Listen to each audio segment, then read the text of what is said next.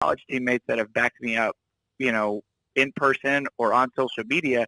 So now there's a lot of that like, oh, okay, you kind of do know what you're.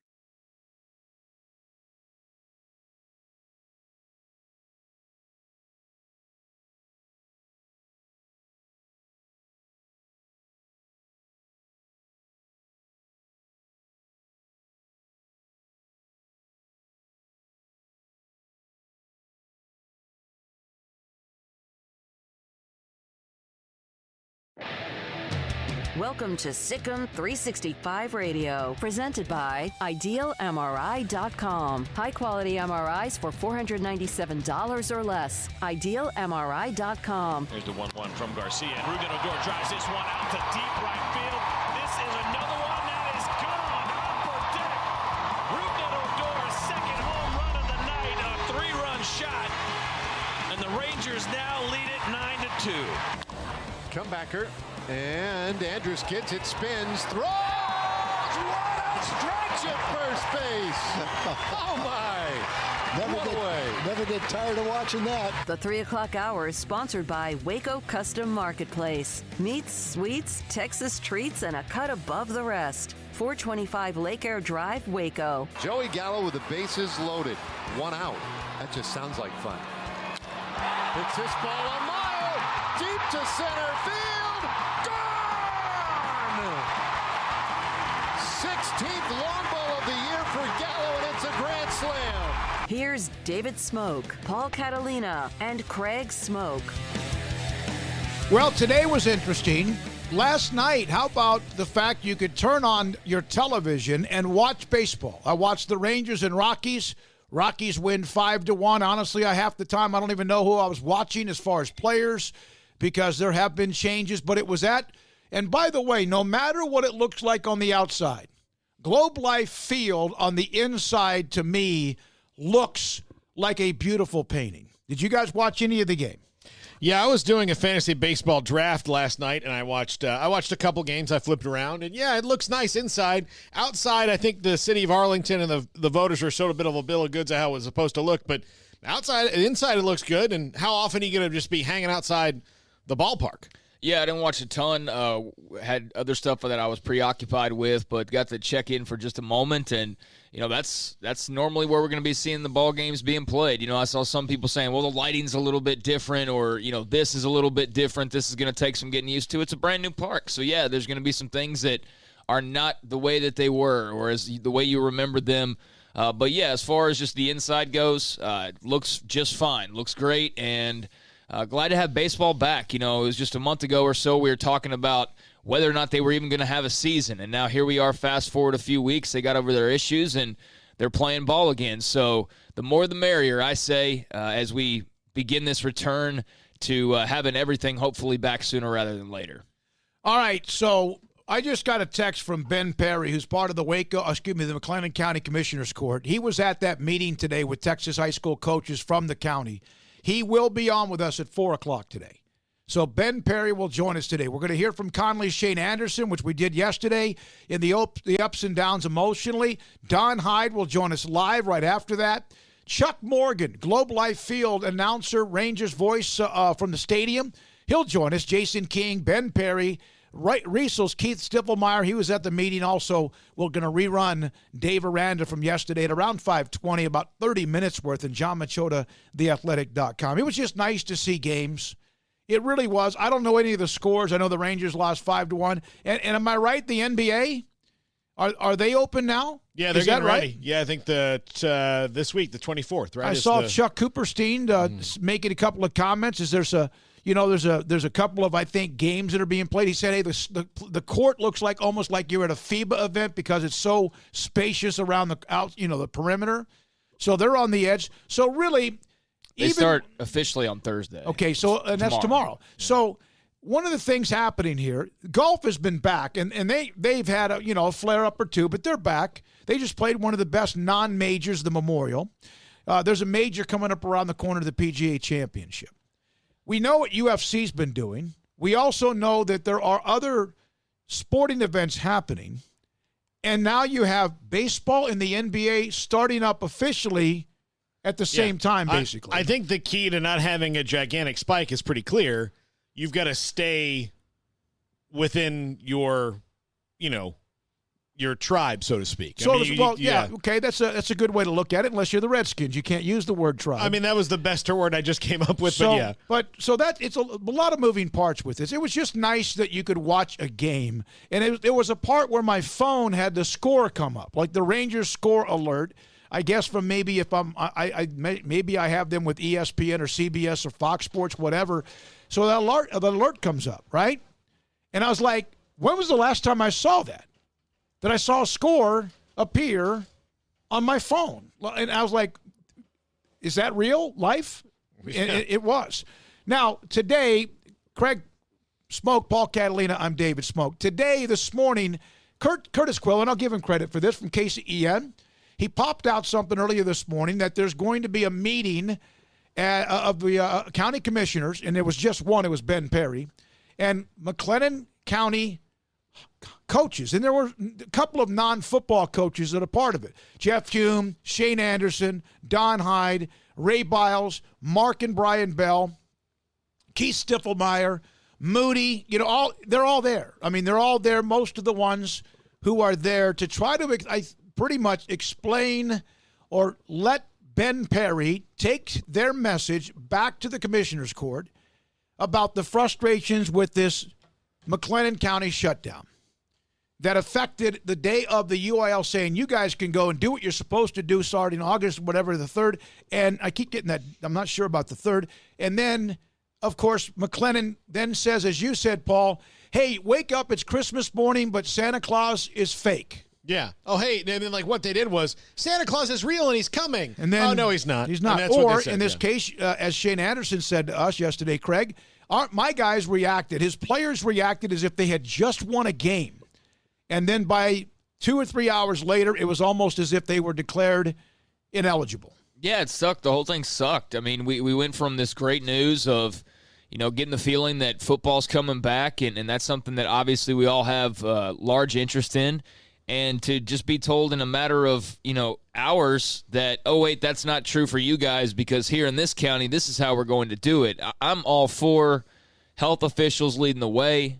They would know far better than someone like I would or a football coach about the dangers of a disease. But at the same time, there's information we're getting and then hearing, and then this changes and that changes, and it's just a big mess. And I feel like, when all you're trying to do is just get a little bit of positive hope for those guys to get that positive hope, only for the county to then turn around and just throw water on that fire.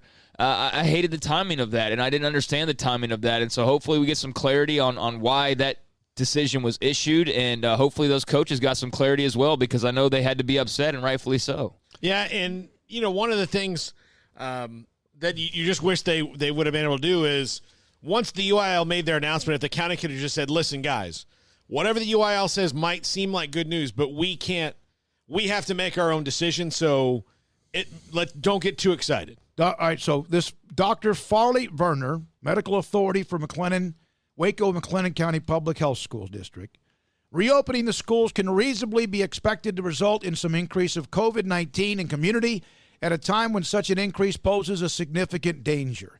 Data indicating children have levels of virus in the respiratory tract that are as high as adults, and this would speak to their ability to transmit infection. There's new information.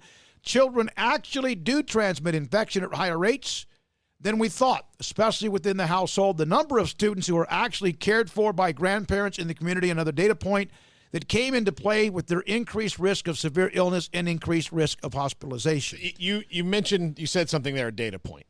And I want to kind of expand on that just a second, right, because every day we get new information. Exactly. We get new information about this. Like the needle moves. And I think we're trying to throw it all together.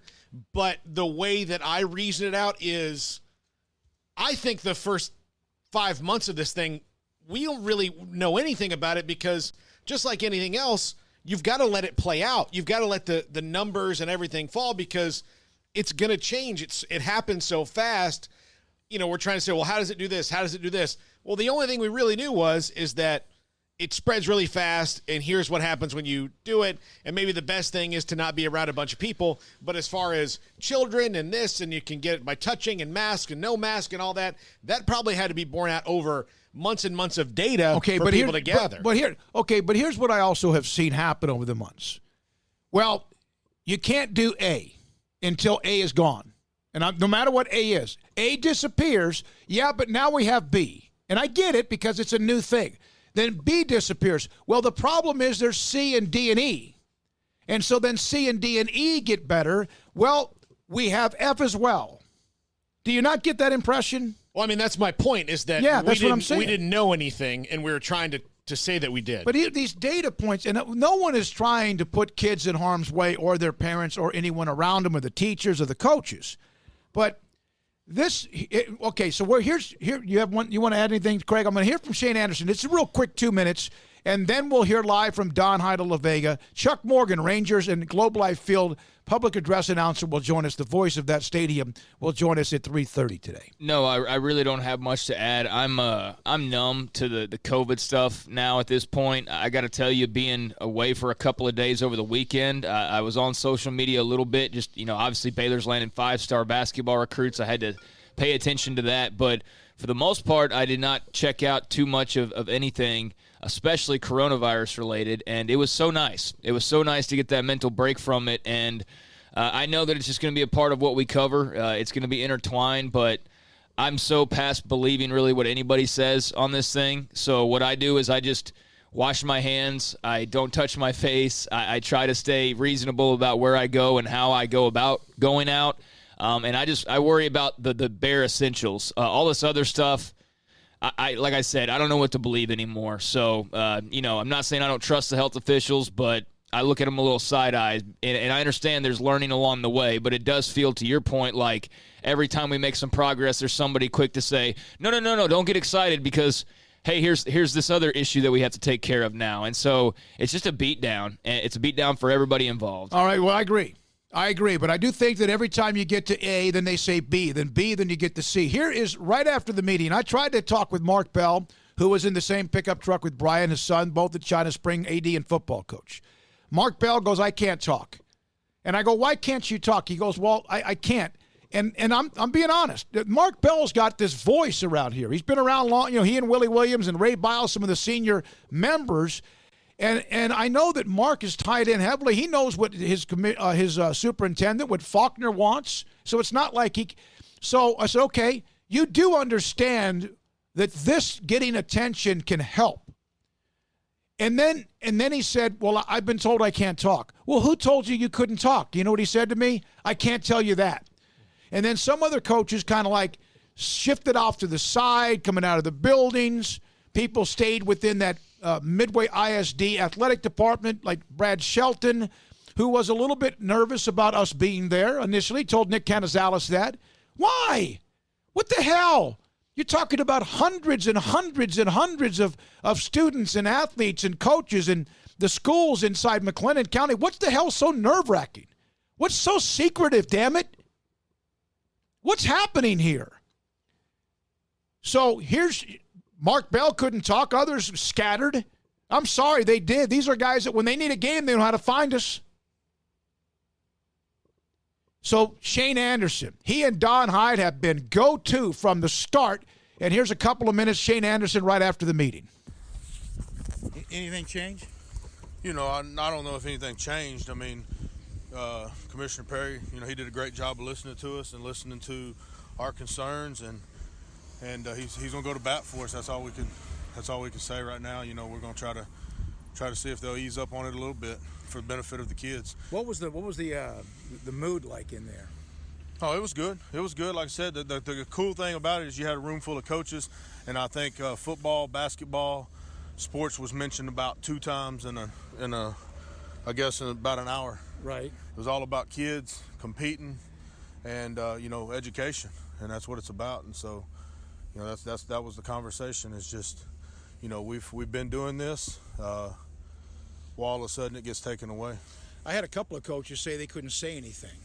Well, what is everyone worried about talking about? This is about the kids, right? This is about safety as well. But no doubt. Why would anyone say they can't say anything? You are. Yeah, I mean, I don't know. I think that's part of the reason we met today is because, I mean, you can't. This whole deal is it's not about being scared to talk and being scared to voice your opinion. I think that's where the problem's starting anyways. Everybody's just having a knee-jerk reaction to things, and I think that's where we've got to really reel things in and really focus on communicating. I mean, let's talk about this before we just make a crazy rational decision. Well, is that something? Why did he answer? Did Ben say anything about why this was made without any kind of any heads up at all at schools? No, he said he knew when we knew. So that's all he said, and like I said, he did a great job of listening to us and understanding our concerns. And you believe he's listening? I believe so. Yes, sir. Thanks, man. Appreciate it. So that is Shane Anderson.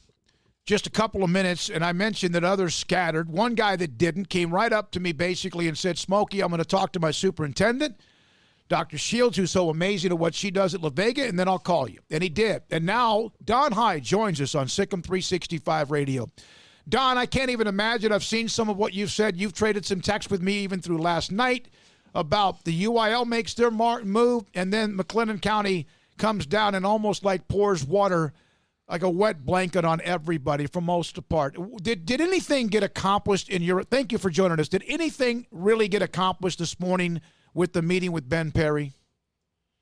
Well, I don't know that anything got accomplished other than the fact that, first of all, thanks for having me on, but I don't know that anything got accomplished other than maybe him just listening to our feelings about what transpired and him trying to explain to us the reason why it transpired. And, the thing you got to keep in mind is, I understand that the ultimate goal is safety, okay? But looking past that, if the ultimate goal is safety, you take my 118 kids and say you cannot go up there and work out with the coach who's making sure you wear a mask, who's making sure we have hand sanitizers, who's making sure you can't drink water after each other, who's making sure everything's disinfected. You say you can't go work out up there where everything's under control and taken care of. But you can go on a private field over here and work out amongst yourself where they're not going to have any precautions. So if the ultimate goal is safety, how safe is that? Yeah, Coach, this whole thing is, I think people don't have like a grasp on, they say we're going to do this, this, and this, and they don't realize there are consequences to the supposed safety measure they have. How do coaches around the state that don't have to deal with this from the 4A classification, how have they reached out to you and talked to you about this? Oh, everybody in our district that we're going to play who's going to start, August 3rd, called me and apologized. And I asked them all, I said, hey, y'all want to just wait and start when I start? So they didn't want to do that. But, that's no fault of theirs. I mean, if I was in their shoes, I'd be just like them. I'd be starting August 3rd.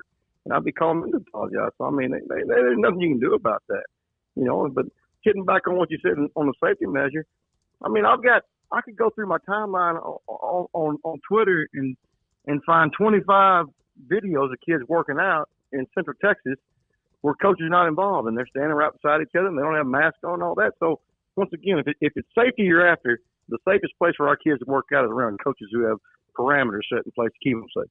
Coach, what was the emotional response of your kids yesterday upon learning, hey, we're coming back, and then just a few hours later it gets ripped away? How did they take that? Well, I mean, the sad part is I couldn't even tell them face to face. I mean, I told them 10 o'clock in the morning, hey, we're on August 3rd. It's good. Full schedule. Then we finish workout, they leave. Then I get information, and I've got to put it out on Sports U app that can't come out to work tomorrow. Can't come back to work tomorrow, and possibly suspended season till October 9th or whatever. I mean, that ain't fair to the kids. That ain't right for the kids. I mean, and it doesn't bother me from my perspective. I mean, I'm 49 years old. I can coach forever, but some of these kids only get 1 year left of high school and 1 year left to play football. And, and once again, going back to what I said, one of my kids are fine. Oh, don't worry about it, coach. We'll meet up and get a workout in ourselves. So they're going to go do it. I mean, they're going to go do it without the safety measures in place that we had in place to keep them safe. So they're still going to work out. I've been at a couple of your I know I was at one. I was one of your practice. With first day, you were able to start working out again, and everybody was masked. You had somebody that was walking around to make sure if they needed to have their hands wiped. It was methodical what you were doing. And then I was also at a couple of other practices that same day, and it was the same way, and I know it's continued that way. I've been to a small school like Bosqueville and then also the big schools as well. So in your opinion, how in the world, when Ben Perry, who's going to join us, who, my God, at least he was there, but when someone asked him, what did he know, or how come you weren't given a heads up as a group of coaches within the county, was his answer, you knew, I knew when you knew? I think someone said like that. My question is, I understand people have to make tough decisions, but I also understand that we have an elected school board who hired a superintendent to do what's best for our kids at La Vega High School. Mm-hmm. And so, in my opinion, the only person that can do whatever is best for La Vega High School and the kids at La Vega High School is the person involved in the day-to-day operations of La Vega High School. She's going to make a decision that's best for our kids in every facet there is to do with school. She don't care if it's athletics, whatever. If it's not safe for our kids to be in athletics, she's not going to let them be in athletics. Period.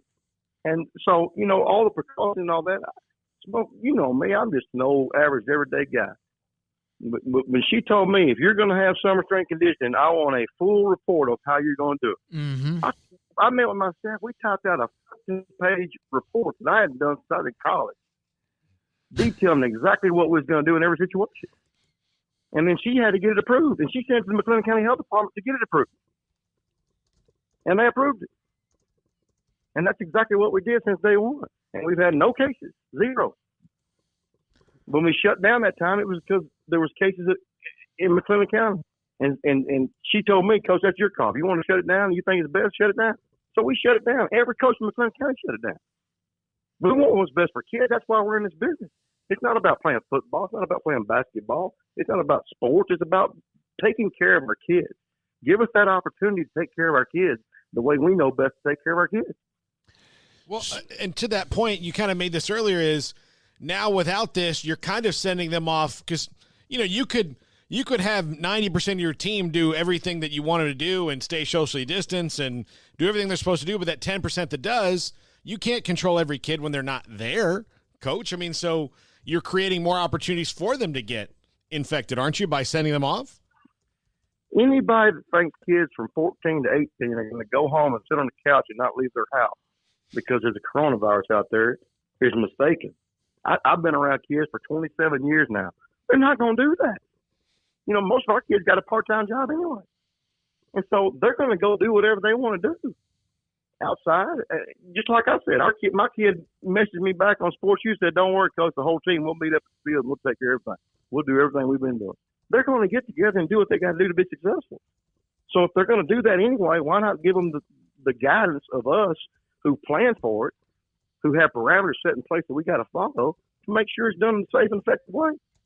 That's the asinine part of all of it. Coach, how problematic do you see it being? And I know that, the football on the field is not the most important thing at this point. You're trying to just get to that point now. But, given the way the schedules are going to work out, what is it like as far as a health precaution, let's say, when a team hasn't played a single game and all of a sudden they're going to gear up and play in game one and they're playing a team that's maybe played 5 games at that time? Well, I'm going to roll into Stephenville, a perennial powerhouse in the state of Texas, on October the 9th to play our first district football game. They're going to have about 45 days of practice. I'm going to have about 15. They're going to have played 5 games. I'm going to have played 1. You tell me how that's healthy for my kids. It's not. No. That ain't healthy for my kids. Not to say, let me tell you this, though. We're going to go there to win the game. Right. I don't care how many games they play. We're showing our team to win the football game. I don't care if we played a game or had 1 practice. We're going there to win the game. But at the same time, if you're doing what's right for kids, how's that right? There ain't nothing right about that situation. Mm-mm. No, and I saw that you sent that about you could have it's going to be Stephenville. If things go according to plan with them, they're going to have – and it's not even the games, sure it is, but that's 5 games plus a scrimmage maybe or 2, plus the 45 days of practice compared to what you're getting. So what did Ben Perry – we're going to have him on at 4. He could have absolutely dodged the meeting. He could have dodged my invitation today. So at least he had his ears open. What did he say anything else to you guys about why was he the one there? Why weren't there multiple commissioners there? Why wasn't the health guy there? I'm not sure. I got a text message this morning telling me about the meeting and asking if I wanted to come, and of course I certainly want to come. You know me, Smoke. I'm not shy to tell somebody what I think about a situation, and so I mean I showed up, and Mr. Perry was very gracious and wanted our concerns and said he's going to pass along our concerns to whoever needs to hear them. What did Dr. Shields say to you when you gave her the update? Anything in particular you can share with us? Dr. Shields, the great thing about Dr. Shields is she knows I care about our kids. She knows it's never going to be about me. It's going to be about our football players and our athletes. And so, you got to be cautious what you say. And that's the reason why, I think a lot of coaches didn't want to speak out is because, we've got bosses and we've got to make sure we're in line with our bosses and the way of thinking and take care of that type of thing. That's why I told you, Smoke, I'll call you after I talk to my superintendent. And you did. And so, and that's only fair to her. I can't be out there being a live wire speaking on behalf of La Vega High School and athletics when she don't know how I feel about it. And she knows how I feel about it. I mean, she understands completely. But she also understands it's not about me or football in general. It's about our kids. Totally. Mm-hmm. Yep. Hey, man, appreciate it. It was good to see you this morning. Hopefully under better conditions next time. And who knows?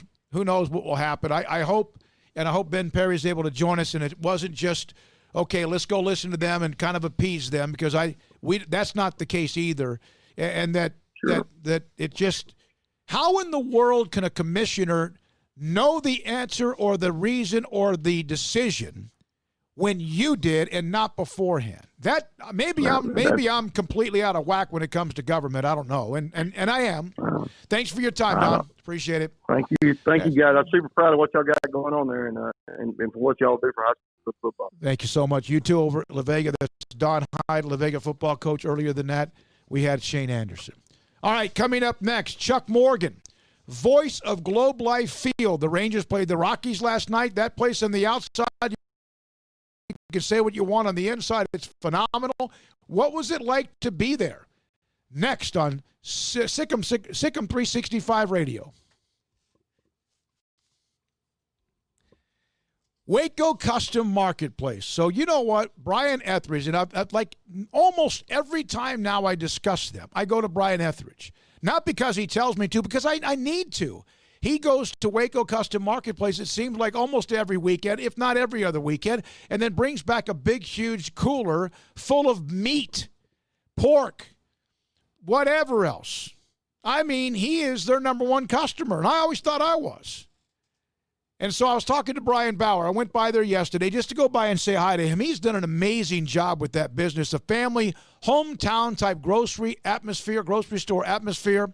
Yeah, you want to get a bone-in ribeye or a big, thick filet, tri-tip, brisket. They have pork and poultry and seafood as well. The bakery that bakes fresh bread every day, plus kolaches and pies and cakes and cookies and more. And up and down the middle of the aisles, anything from a can of Rotel tomatoes to maybe Velveeta cheese and pasta and spices and seasonings. Well, guess what Brian Etheridge has given us a chance to think about? A Sikkim 365 Radio special package. Stay tuned for that. Yep. Stay tuned for it, because a lot of you have reacted to him on his Twitter feed when he shows pictures. Like the other day, he was trimming a tri-tip. And my goodness, by the way, he's a ninja with that knife. And it gave Brian Bauer an idea. How about Sikkim 365 premium members or those who listen to the show a special offer? So stay tuned for that. You can thank Brian Etheridge. Waco Custom Marketplace, your hometown grocery store at 425 Lake Air Drive in Waco. With more than 160,000 alumni worldwide and counting, the Baylor family is growing. And through the university's expanded Baylor alumni program, the family is growing closer. With hundreds of local volunteers planning events in cities and towns around the country, you can gather with fellow Bears no matter where you are. So, get connected, get something started, get involved, and make plans to get together with Baylor alumni. Visit us at baylor.edu/alumni.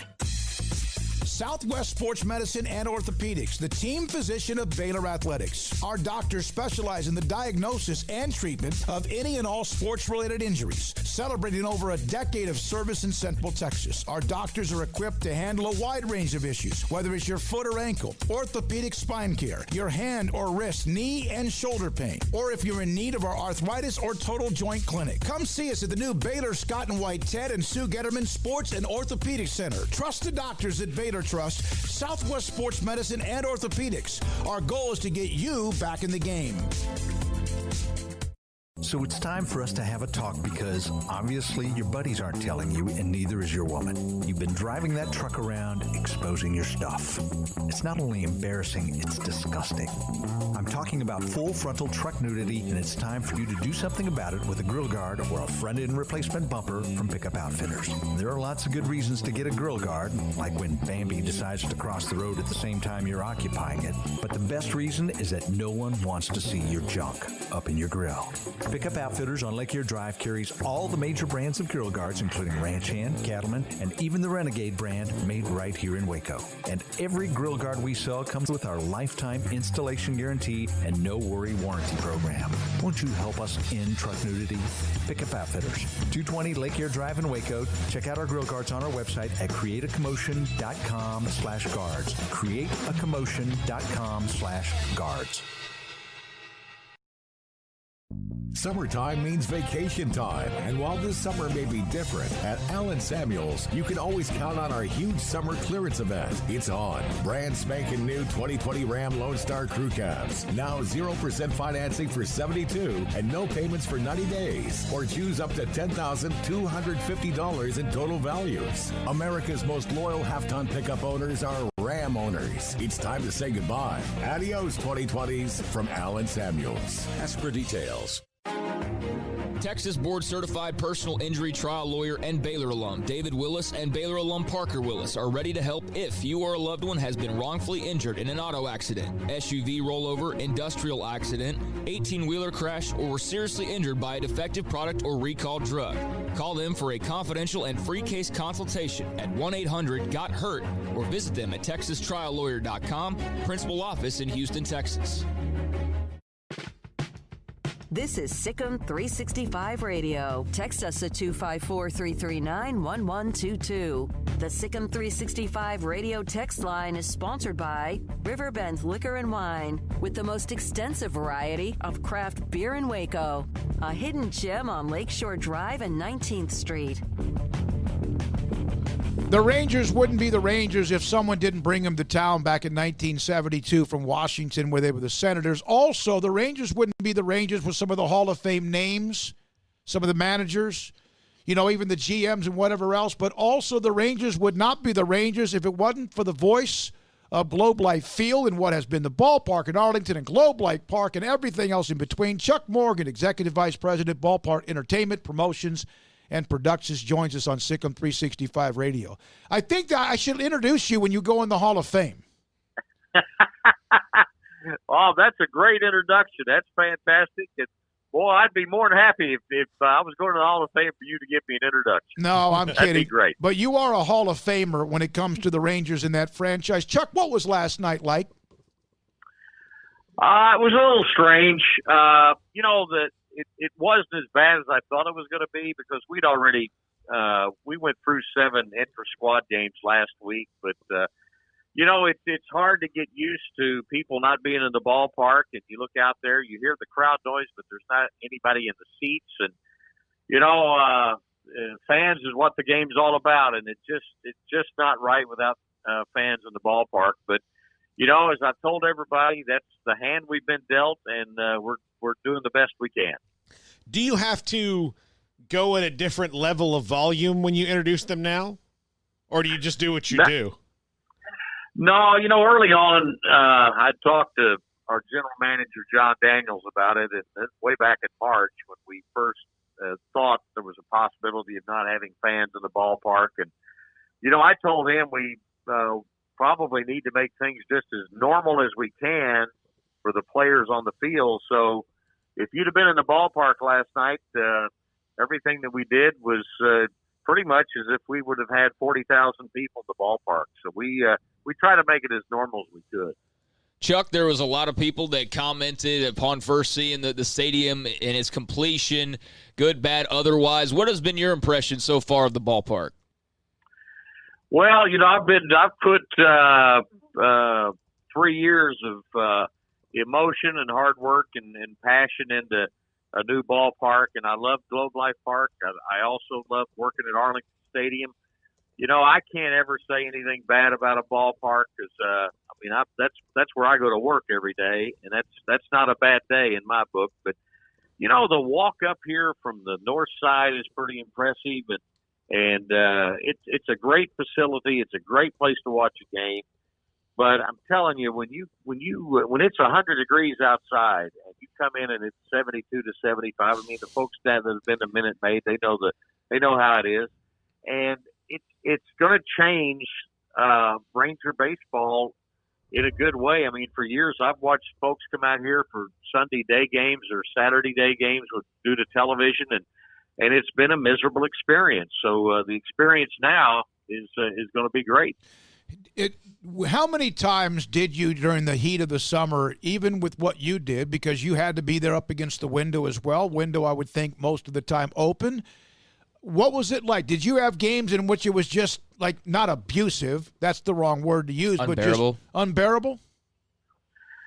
I never felt like it was unbearable because, I always work with the windows open. I got to be with the fans. I got to hear what's going on. But for a fan to be out in the seats, at least I had a fan and some air conditioning blowing even with the window open. So I can't say it was unbearable. It was uncomfortable. But I worried more about the kids and the moms and dads that were out there on a Sunday afternoon. And, my fear was if they came to something like that, they may not come back to anything Rangers again. So it was just a bad experience. In fact, I coined a phrase way back in the early 80s when I first came to Texas, and I said a day game in Texas was a fan abuse day. And it was tough. It wasn't unbearable for me. I had the comforts of the press box, even though the windows would open. But I just felt for the fans having to watch a game in that type of heat. You are one of the I go all over when I take vacations, Chuck, and one of my favorite things to do is I go to Major League ballparks. You're one of the best in the business, and part of the reason for that is not just about the way you say the names, it's the whole ballpark experience and the way that you and the Rangers team kind of bring everybody into it. And the example I was telling Smokey and Craig before was you guys in the Wave is one of my favorite things in all of baseball. That you have started, you've got an onslaught against the Wave and making sure people are watching the game, not distracting their fellow fans. Where did that start, and why has nobody given you a plaque for it yet?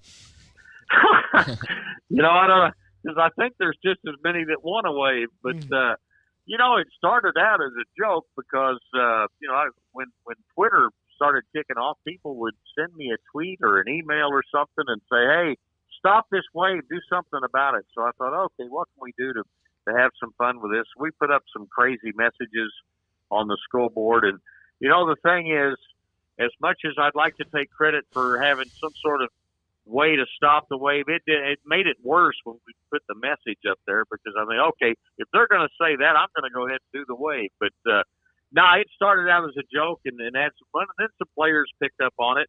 Players were, they were kind of on my side because they felt like, we all feel like, hey, you can do the wave, but just do it at the right time. When we've got runners in scoring position or we're about to strike out a guy to get out of an inning, that's not the time to be waving. So, now I say, guy comes to the ballpark, pays his money to get in, he can do whatever he wants to as long as it's not breaking any code of conduct. But that started out as a big joke. We had a lot of fun with it. Chuck, how does the park play from what you've been able to notice? Obviously, ballpark in Arlington was very hitter-friendly. Has there been anything you've been able to pick up on just as far as how the ball sort of moves around inside? It looks like that this place is going to play a little bit bigger than Globe Life Park did. I haven't seen any difference. I've seen a couple of games with the roof open, and then I've seen a lot with the roof closed.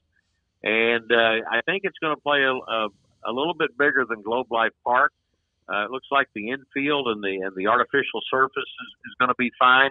But last night the Rockies didn't have any trouble with it playing big. So, but I do think that's the way it's going to be. The Rockies didn't have any. No, they didn't. They were jacking out pretty much. Now, we've asked Eric Nadel this, the late Mark Holtz, or anyone who's broadcast games.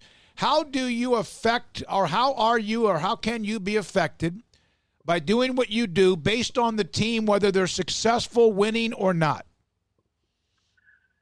Well, to me, I never know when it's somebody's first visit to a ball game. So, to me, I got to do what I do regardless of what the standing is of the team. I've got to make sure a fan has a great experience at the ballpark. And I've always looked back that when I was growing up near St. Louis, and Cardinals didn't win all the time, and even though I'd go to the ball game late in September and they'd be out of the race, it still was a great major league experience for me. And you don't want to do anything to ruin anybody's memories of a trip to a ballpark, because I think you guys would agree, whether it's Baylor football or whatever, a trip like that with your mom or your dad or your kids is a special moment. And you don't want to do anything to mess that up. And I just always have looked at that. You just never know when there's somebody in the ballpark that's seeing their first ever big league game, and you got to take care of that memory. Do you feel even more pressure to do that now that, baseball, we're kind of losing the youth of America a little bit, like we haven't in decades past? Yeah, I think it's real important, and I've even remarked a couple of times that when I was growing up in the '60s, I mean, there was nothing bigger to me in life than a professional athlete, and in particular a baseball player. And I always says, I wonder if kids feel like that today. I hope so, because it led me down the right path. But I think so. I think there's a lot of pressure to make sure we put on have a great experience out here, and they have a good time and they want to come back. And I still think I hope that kids still want to grow up and be a big league ball player or a football player or whatever. Chuck, how much work went into how did it work with the uncertainty of the baseball season? You guys are opening up a new stadium. I would imagine that just with graphics and the in-game entertainment, there's so much preparation that goes into that just with the change. But now with no fans, how did all of that work with the changeover from the old ballpark to the new ballpark and your plans for this season? The graphic work with my scoreboard crew actually started a couple of years ago. We would meet over at Globe Life Park in the media dining area with the scoreboard people, and we told them what we wanted and how we wanted it to look. And one of the things that was important to me was for a fan to be able to look up at the scoreboard and see everything in one glance: the lineup, the defensive alignment, the pitcher stats, whatever you needed to see in one look. The score, the speed of the pitch, the count. So we've got it all. We worked that out. But that started a couple of years ago. And, the pandemic really affected me starting in December in my department, that we would, with the game promotions and the giveaway items, because the first thing we heard from China, a lot of the factories and the workers were out of work over there, and that's where a majority of the bobbleheads are made. And we started moving bobbleheads on the schedule around in February and March, thinking that maybe we better move the first one because we didn't think it was going to get here. All the bobbleheads are here and things like that. But there is, we started working on scoreboards and game presentation and promotions 2 to 3 years ago, getting ready to move into the new place. Wow. Yeah, and it's so gorgeous. I know that when people saw the outside, people are in this day and age are just so negative. And they had their own, it's social media is the deal. But, boy, I tell you what, when I saw that, I saw Chuck Cooperstein text something out, and I had not yet turned it on. So I missed the early part of it.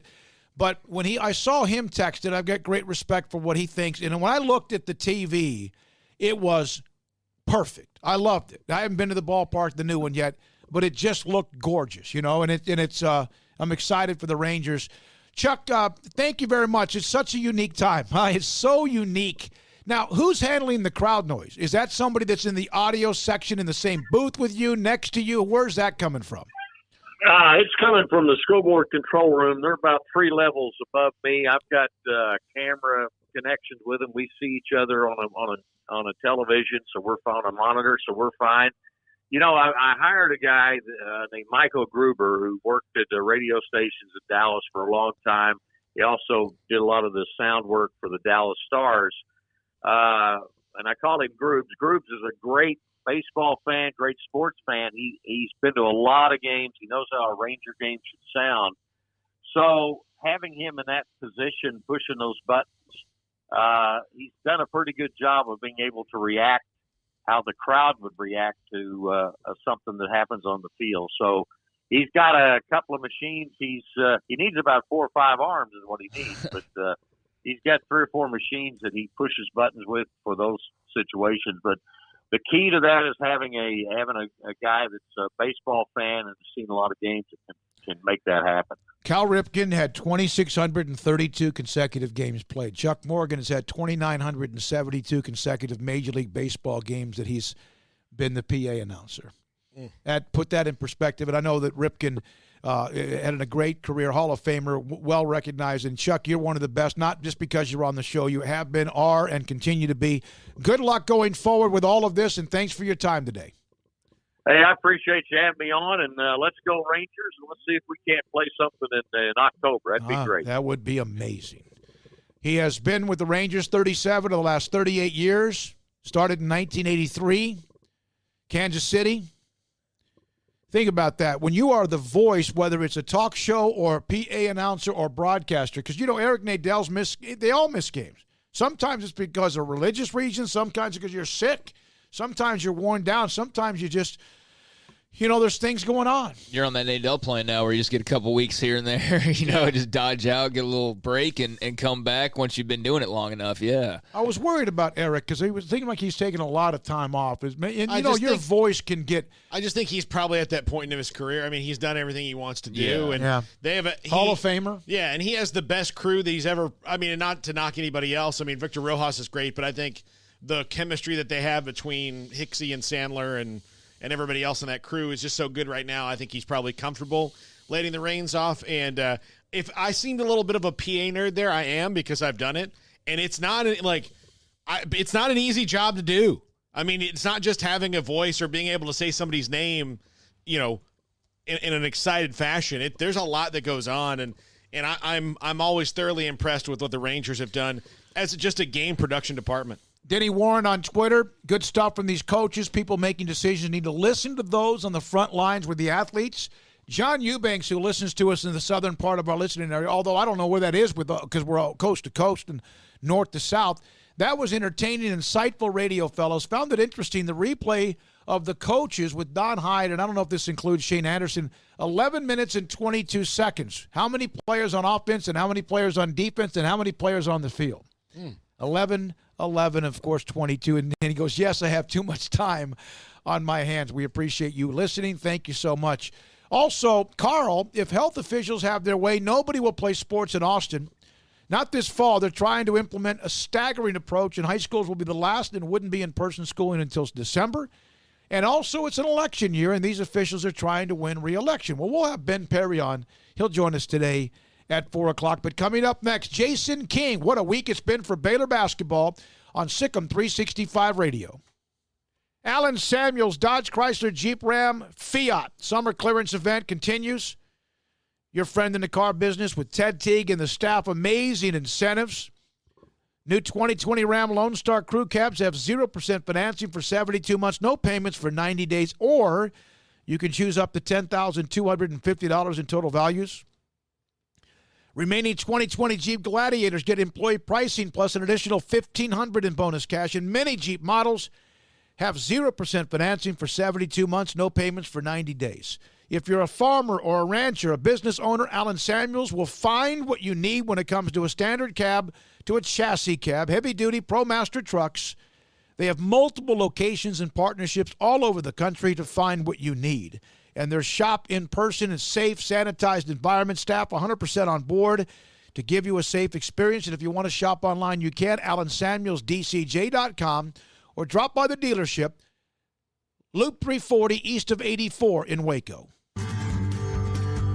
Time to fire up the grill, heat up the oven, or get that deep fryer going to enjoy the top quality products at Waco Custom Marketplace. And order 30-pound bags of live crawfish by noon on Thursday and pick up on Friday to enjoy the weekend. Live crawfish available right now. And Waco Custom Marketplace doors are open for business Monday through Friday from 9 to 6, Saturday 10 to 5. And crawfish boil boxes available as well.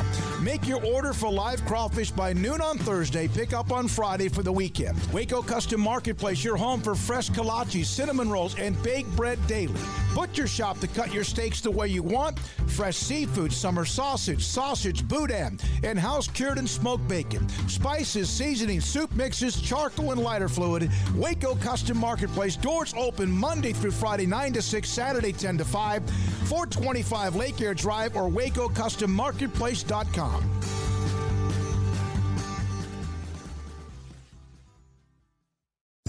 Riverbend Liquor and Wine has their easy-to-access drive-thru open and convenient and clean in-store location on the corner of Lakeshore Drive and North 19th Street in Waco. Riverbend Liquor has the best and most extensive variety of craft beer selections in Waco and Balcones whiskey, including single malt, pot still, baby blue, French oak, rye, and brimstone. Riverbend Liquor and Wine, family-owned and operated, and a hidden gem in Waco on Lakeshore Drive and 19th Street. And find out more on Facebook and Instagram. Hey, this is Bryce Petty, former starting quarterback and two-time Big 12 champion, and I know firsthand the importance of being in top shape both on and off the field. So listen up, men. If you're feeling beat down day in and day out and looking for that high-performance edge that separates the men from the boys, then look no further than the Petty Clinic Low T in Waco. Petty Clinic is a comprehensive men's healthcare clinic with an atmosphere catering to men. Board-certified Dr. Kent Petty has a special interest in offering the highest quality medical care to men of all ages. Some of the services offered include screening and treatment for low testosterone or thyroid, infertility, high blood pressure, diabetes, high cholesterol, sleep apnea, while offering comprehensive wellness exams and complete men's health lab panels. High performance men, remember, it's not just a Petty thing. This is Bryce Petty, encouraging you to reach out and Google search Petty Clinic Low T or go to pettycliniclowt.com and get your complimentary lab screening today. Ideal MRI is a small family business right here in Central Texas. We're open to support you while lowering the cost of healthcare bills. When you need an MRI, ask your doctor for an Ideal MRI. Visit us at idealmri.com or call us at 833-IDEAL-MRI.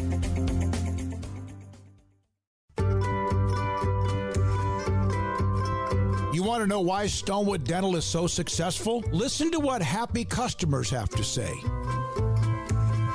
It's pleasant. It's different than any other dentist office. I really feel like they care. And it's not that you're here for 2 hours waiting on someone to take care of you. It's quick and easy, and I bring my kids, and my kids love being here too. They really love the treasure box. Staff is really nice and accommodating, real friendly. You feel more like home. It's not sterile looking. Everybody has their own personalized rooms with decorations and decor, and they'll even have a blanket for you when it's cold. I've recommended people to actually come here, and they are patients now. I really love it here. It feels like family. Learn more, stonewood-dental.com.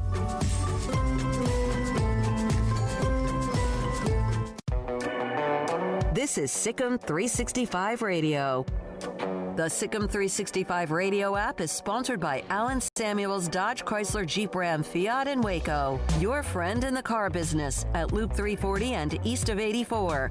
Come by. Let's be friends.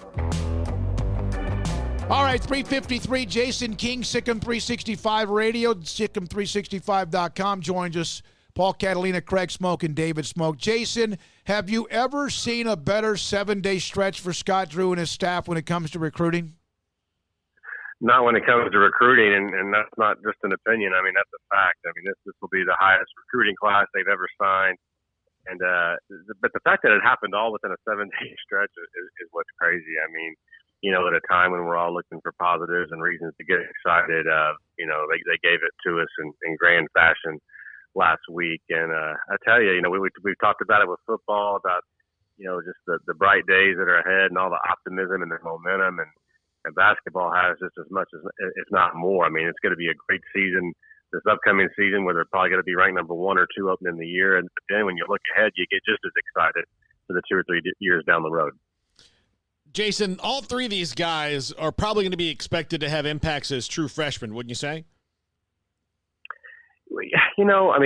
On paper and just based on the hype, you would think so. And I certainly would expect that to be the case with Kendall Brown. But I've also covered teams over the years. It seems like all during the off season, it's fun to talk about freshmen. It's always fun to talk about the players that you don't know much about, and you build up these huge expectations. And while they're really talented, you got to remember they get to campus and all of a sudden there's so many different things hitting them. They're having their classes are harder now.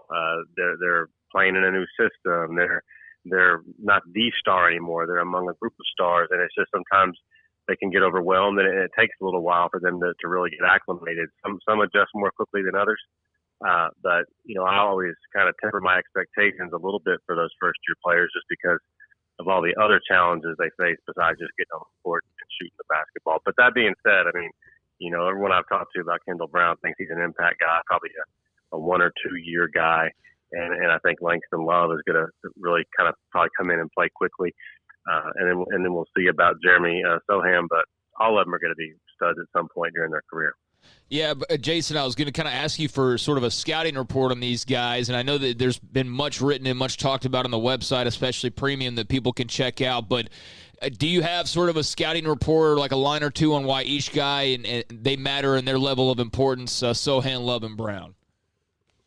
Yeah, well, with Brown, I think, he's a guy that some people have compared to Scottie Pippen, a guy that can kind of do a little bit of everything, really handle the ball and get to the basket and play above the rim at times, but also someone that prides himself on his defense and creating offense off of his own defense. And again, the thing I like the most, though, is, his AAU coach at Mocan Elite, Chris Neff, told me that this is a high-profile guy, but it's not a guy that's going to come in and jack up a bunch of ill-advised shots and try to dribble into traffic and make, crazy shots in the paint. He really loves getting his teammates involved. He sees the court well.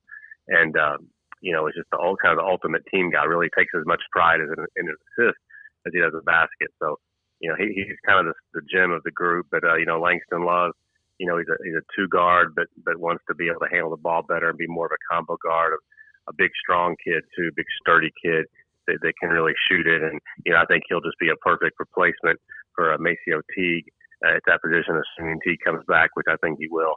So hopefully they won't miss a beat there, although Teague's an incredible player, so we'll see about that. And then Sohan, too, he's a foreign guy, and one thing coaches have always told me is that they love foreign players, or at least a lot of the time, because they come in and they're already so seasoned just because of the way they train overseas and these academies they go to. They come in with such a good, mature knowledge of X's and O's and team basketball and fundamentals, and a lot of times those guys are able to get in there and play a little more quickly than a more of a raw, true freshman. So don't be surprised if he makes a quick impact as well. Jason, the thing that is interesting is that Baylor 10 years ago, when I first arrived, they were in that run of Perry Jones, Quincy Miller, and then obviously Isaiah Austin. And those were good people. Quincy Miller was a little bit of a drama queen, and especially the way he decided that he was going to leave and not leave or whatever, then he'd leave. But that's okay. What did they learn about those type of players? Perry Jones III and obviously Isaiah Austin, good people, good players, very good players. What did they learn about when you recruit that level, what you have to deal with, and how do you distinguish between the talent sometimes being overshadowed by the personality?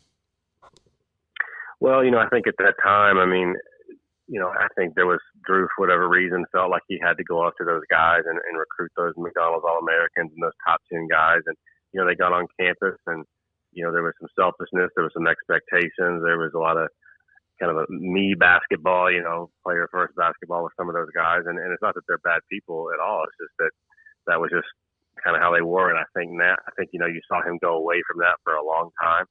And now, these guys are certainly highly ranked, maybe not all quite as highly ranked as the Millers and the Austins and the Jones, who are all top 10 kids. But I think he's also placing character and chemistry just as high on the list as talent. And I mean, when you talk to other people about these three commitments, all three of them talk about the personality and the character and how they fit well into a team environment. And we saw last year with Baylor's team just how important that chemistry in the locker room was. People talked about how well they got along as well as how good they did on the court. I think it all kind of went together. So I think that's probably what they've learned more than anything. And it'll be interesting to see with these guys. I mean, because we've been talking, hey, Drew's motto right now is get old and stay old. And, they've been winning with transfers and guys they've redshirted, underrated players. And now all of a sudden we've got some studs coming in. I mean, Brown even mentioned only being here for a year or two. So, I mean, they're going to have to deal with that dynamic a little bit again, but hopefully they'll have a better idea how to keep it in check and not let that be an issue. And the good thing is if it becomes an issue, they're so talented that if it were to become an issue, they got such a good talent and such depth that, they wouldn't have to play him. But I don't think that'll be the case. All right, see if you can follow my train of thought here. And not that because I don't know what would have happened in the tournament, but Baylor had the best run at number one this season that any team had. There was only one team that was really comparable to them most of the year, and that was Kansas, who they split with. Kansas is going through what they're going through right now. There was no tournament. So for a lot of the younger guys in the next recruiting class or so, Baylor was the hot team, and they didn't get a chance to get disproven to be good or bad or indifferent in the postseason. So did the lack of a postseason tournament maybe help them at least carry some of that momentum along? Perhaps. I mean, I think Baylor would have, fared well in the tournament as well. But I do think that everyone that season ended with Baylor kind of high up in the minds of a lot of people. I mean, that Baylor it certainly wouldn't have helped if they would have gone and lost in the first or second round of that tournament. But just overall, I mean, I think what happened last year, with Baylor basketball is one of the main reasons you're seeing what you're seeing now. And not only that, but most of these guys are smart enough to look on paper and analyze the roster and see what all Baylor's going to have this coming season, the next season, the season after that, and gather that, hey, this is something this wasn't a one-year wonder. They're set up for success for a long time, and those guys want to be a part of it. I do think Langston Love committing kind of helped Kendall Brown commit. I mean, just call it like it is. I think the situation at Kansas also really benefited Taylor because I think Brown was a heavy Kansas lean, but to realize that there's a strong, strong chance that if he were to go there, he wasn't going to get to play in the tournament. So, the stars kind of aligned a little bit there. But that's fine too. I mean, they'll take it. Jason, thank you. Appreciate your time. Great stuff. As always, I didn't get a chance to respond to the pop quiz because I was actually asleep that night. You needed a break. You always give good responses. I was glad you took a break, and that was my fault for keeping the questions to you late. And all this stuff was going on with basketball, and I was all worked up. And all of a sudden, it's 10 o'clock, and I was like, "My gosh, we forgot about pop quiz." But we'll get you back next week. I failed. I filled in. I filled in this week. So well, it's about time. Paul, you actually. Craig went gave answers longer than one. The only reason you did because it was movies. There was a movie. I saw the word movie, so Paul noing. Hey, thanks, buddy. I will say this was the worst red pop quiz that we've done so far. I think because there's no food question, so we'll have to get back to that. And David didn't contribute. That was probably part of it. Thank you, man. Good luck with the baseball as well. Jason King, Sikkim 365 with us.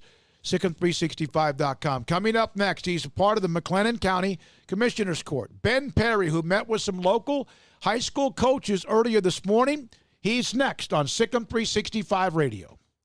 Waco Custom Marketplace, Waco Regional Tennis and Fitness, Waco everywhere. And, of course, we're located there, but we're coast to coast, from west coast to east coast, from north to south, even listeners in Canada and overseas, and we appreciate all of you. So how do you keep yourself from getting stressed, huh? What do you do? Do you meditate? Do you just make sure you get enough sleep? Or how about working out to relieve stress while also making yourself better fit, healthier by doing many things, from whether it's cardio or weights? And they offer at Waco Regional Tennis and Fitness, they offer 40-plus group exercise classes. There are boot camps on Tuesdays and Thursdays, but there's also spin classes. And some of those classes, not only in the morning, taught by Alex or Christy or Randall, Alicia, but also there are classes in the evenings as well that can help you in case your schedule gets all bottled up, or that's when you want to work out. And you could do it on your own if you want to as well. You could just go in there on your own and work out. Sometimes you'll see somebody who's just doing individual workouts. Some might have one or two friends with them or whoever. That's also the opportunity for you. And the tennis with both, Joe Rosa and Britt Coleman, the tennis pros. Adult and youth tennis clinics and instruction and tournaments as well. Waco Regional Tennis and Fitness is a place that's booming right now. And a lot of other gyms that have not been able to survive, their members are coming to Waco Regional Tennis and Fitness because of all the changes that are being made. And if you need a personal trainer, Christy London, since March of 2013, from 282.5 to where I am now at 190. So when I don't have a training session, I still work out on my own because I've just basically been taught to do that. It's about discipline. Waco Regional Tennis and Fitness on Lakeshore Drive in Waco. It takes time to reach goals. It's a truth that applies to more than sports. It goes for your financial goals as well. You work hard for your money, and you deserve an investment strategy that lines up with your game plan. And Tom Albers, your Edward Jones financial advisor, can help. If your financial investments aren't putting forth the effort you desire, stop by today for a financial review. Tom Albers, 4301 Lakeshore Drive, 254-776-7605. Edward Jones, member SIPC.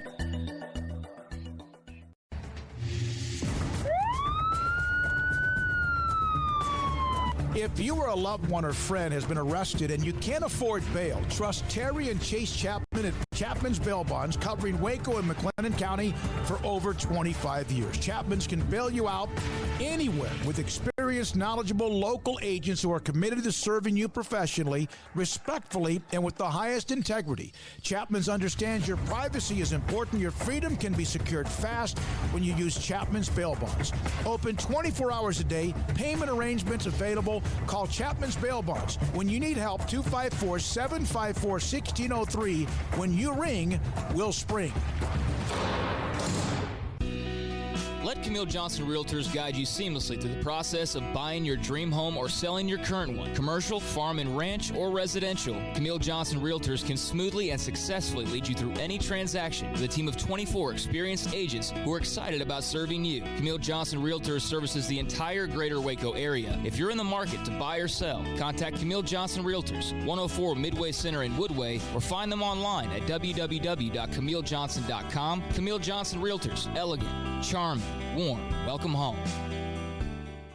Boozers is the wedding ring store and more. If you're ready to get engaged or already married and want to upgrade your wife's ring for a special anniversary, Boozers is the place to go. With the largest selection of premier quality diamond engagement rings and wedding rings in Central Texas. They have 7 cases with over 300 styles of rings from top designers like Natalie Kay. Choose from yellow, white, or rose gold, plus beautiful top quality loose diamonds. With an in-house jeweler, they can also custom make anything you want. Bring in a picture or drawing and let Boozers create your one-of-a-kind pendant or ring. They can even use some of your old gold and diamond jewelry to create something new. At Boozers, you'll find a great selection of quality timepieces, and Boozers is the place for expert watch maintenance and repairs too.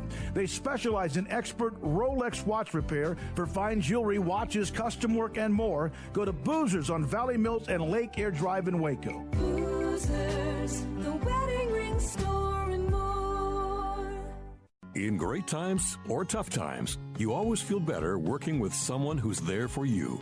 When it comes to great banking, people here count on the First National Bank of Central Texas, here to help you, your family, and your business. Personal banking via phone, desktop, tablet, and drive-through, and business banking tailored for all situations, including yours. Amazing tomorrows from the First National Bank of Central Texas. Familiar faces making local decisions. Member FDIC, Equal Housing Lender.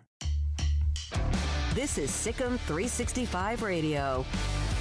The 4 o'clock hour is sponsored by Boozers Jewelers, the wedding ring store, specializing in custom jewelry and repair, all in-house. Here's David Smoke, Paul Catalina, and Craig Smoke. Ben Perry has lived in Waco for almost 40 years or so. He's a part of the county commissioner's court. He's, again, the man who was there this morning at Midway's athletic department building, the indoor facility, meeting with the McLennan High School coaches. Some football, most of them football, some of them other sports as well. And some are ADs that were there. And Ben Perry joins us on Sikkim 365 Radio. Paul Catalina, Craig, David Smoke as well. Ben, thank you very much for your time. Why were you the one that met, and how did the meeting, in your opinion, how did it kind of come about? Well, obviously yesterday afternoon, let's back up to yesterday morning when the UIL came out with their plans to move forward with the high school sports for the year, with the 4A on down and then the 5 and 6A. So I can only imagine the work that started immediately once everyone knew what the status of the season looked like. Only to find out later in that afternoon that a order from the public health district rescinded, or basically overruled what the UIL had put out. And this created a great amount of confusion, and I think anybody could see that. I do understand that Dr. Varner had a hard decision to make. I was not privy to it, so I'll be very clear with you in that I had no clue that it was coming, but it was a hard decision for him to make. And it created just a huge cloud of confusion. Why would you not have known, Ben? I know I'm not a government official. I've never understood local government, so I'm a little bit out of whack when it comes to that. Paul and Craig would know more about it. But why would you not, being in the position you are, have known about that ahead of time? Well, so the governor, I believe last week, maybe last Thursday, gave the power and the authority that he has over starting in of schools to the local public health districts. And when it comes to making that decision, I can't tell you exactly why the court was not aware of it. But Dr. Varner does not need our permission on that. That is a decision that he has, that he can make, and that he did make. And it's whether we like it or don't, we need to respect it. And the meeting came about this morning. Is what can we do collectively? This was not a meeting that was held in anger or bitterness. This was a meeting that was held in what can we do to help? Because I think everyone agrees the kids are suffering. We from an educational perspective, we're losing kids that aren't doing well with the online education piece. And so Brad called me last night. Brad Shelton called me, and I told him I'd be by this morning. Overnight, this morphed into a little larger meeting than I had anticipated, but these guys had every right to be heard. These are the people that are affected in our community. These are the people that have been working with over 2,200 kids in McLennan County since June the 8th, with the seasoning, conditioning rituals and the workouts. And so we owed them our ear, and I went and gave them my ear this morning. Obviously, there's not much you can do, right? I mean, you just kind of we kind of roll with the decision, or is this something that can be morphed and changed here over the next couple of weeks? Well, and so the genie's out of the bottle, and the coaches and the athletic directors understand that, and that it was not about what can we do to overrule or overturn this, because quite honestly, I don't think there is very much that can be done. What they did do was very constructive and helpful. And they asked, had we looked at any of the other counties, such as Tarrant County, who has an order out. And it makes a specific mention in it of outdoor activities that can be done with the mask order in place. It can be done with the social distancing, and also that can be done and with the hygiene that needs to happen. These activities can continue if they're outdoor activities. This is a point that they would like to share with our officials. I will be sending an email to County Judge Scott Felton and Waco Mayor Kyle Beaver asking if we can have an hour of their time to come in and visit and share what these other counties are doing that might allow these kids to continue what they've been doing since June the 8th with as far as I understand and know, no issues, no safety issues of any kind. So, you can see where they're coming from. We've been doing this since June the 8th, and then we find out today that we can't do it at all until September the 8th. So what we need to do is, and they were very professional. and we'll present. I'll set up and facilitate them presenting their ideas and what they would hope that could be done to the county judge and to the Waco mayor, and we'll see where it goes from there. So, in the end, there are meetings to then decide on when you can meet again, and sometimes that takes time. And I'm not trying to be flippant. So when you say you want an hour with the mayor and whoever else, how quickly can that happen? I mean, it's... Well, depending on the county judge and the mayor's schedules, I would hope that we could meet no later than Friday and have the conversation that these gentlemen would love to have. And again, I want to stress, and I can't stress this enough, this is not about them being bitter or angry. This is about what can we do for the kids. That meeting that I was in this morning lasted an hour, and I heard the word football twice. Yeah, that's what we heard, yeah. It was amazing. And these guys are talking about their kids. They're talking about, I know I have kids that if I don't involve myself in their life, they can get in trouble. They won't do their studies. They won't take care. They may go somewhere and practice, and they're out there with the whole team, and there's nobody practicing social distancing. There's no one wearing masks. They had very good points. They had very valid points. When you heard the decision, when you heard about it, and you heard it when they heard about it, what was your initial reaction? Well, we were in court, so obviously I looked at it, and it somewhat, I didn't read through it, so I didn't exactly know what it's in.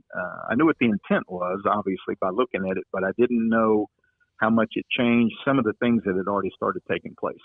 I can certainly understand where they're coming from. The health district is coming from. Cafeterias may not be a great place. Classrooms, enclosed areas. I know superintendents that have been putting in tons of hours on how to do this and return to school safely. Mm-hmm. I leave that up to those guys. But these guys are all they're wanting to do is to continue an activity that's been going on since June the 8th, and that's been done safely with no safety issues or negative results. And so we need to hear that out. We need to pursue that. I don't know if anything can change, but I certainly feel that we should facilitate that conversation. You also, for those who don't know, Ben played football at Baylor under the great Grant Taft. He was a football player. Does your athletic instinct understand? It sounds like you do. These coaches, as much as they want to play and they want to get back to workouts, they're as worried about, as you said, the young men who may not have anywhere to go or guidance and or oversight. And you understand that as somebody who's been in athletics, don't you? Well, there are, yes. I haven't played through high school and college. There are people that are dependent upon that structure. As they're growing and maturing, they're dependent upon that structure that coach offers. And so it's important, and these coaches understand that. And it's about this kid. It's about making sure this kid's making the wise decisions, the right decisions, that he's not going places he doesn't need to be. And when they're working with them on a daily basis, it's a lot easier to enforce those thoughts and those processes to these kids than not seeing them for over a month. Why were other commissioners not at the meeting? Or is that something you can't have because of the numbers or whatever? Certainly, you can't do that. Yeah. We run into some quorum issues there. Right. But yes, that was. And again, this started out as a conversation that I intended on having with Brad Shelton to see what I could do just to hear him out and facilitate some communications. Sure. And it turned in, and I'm glad it did, because there were some very good comments that were made and some great ideas from the coaches and the athletic directors.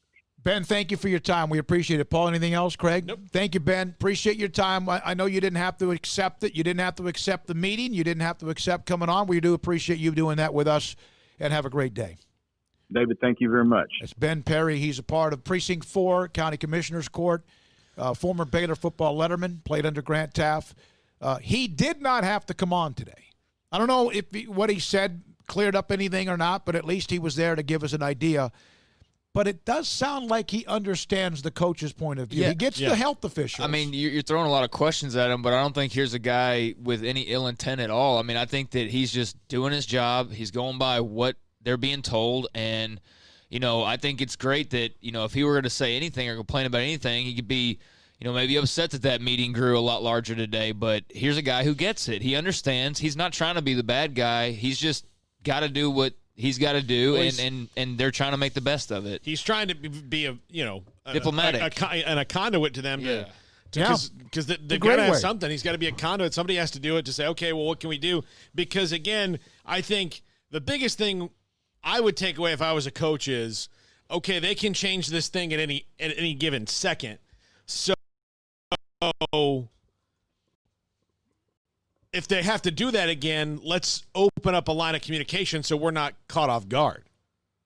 Right. Because they could do this again at any time. Yeah, we that's been proven. I mean, we see how much everything changes so quickly, even when we think it's changing for, a certain direction, then all of a sudden 2 days later it's back in the other direction. But no, I mean, I think he's a guy who gets it. He understands their concerns. I love that, football was only brought up twice in the hour that they were talking.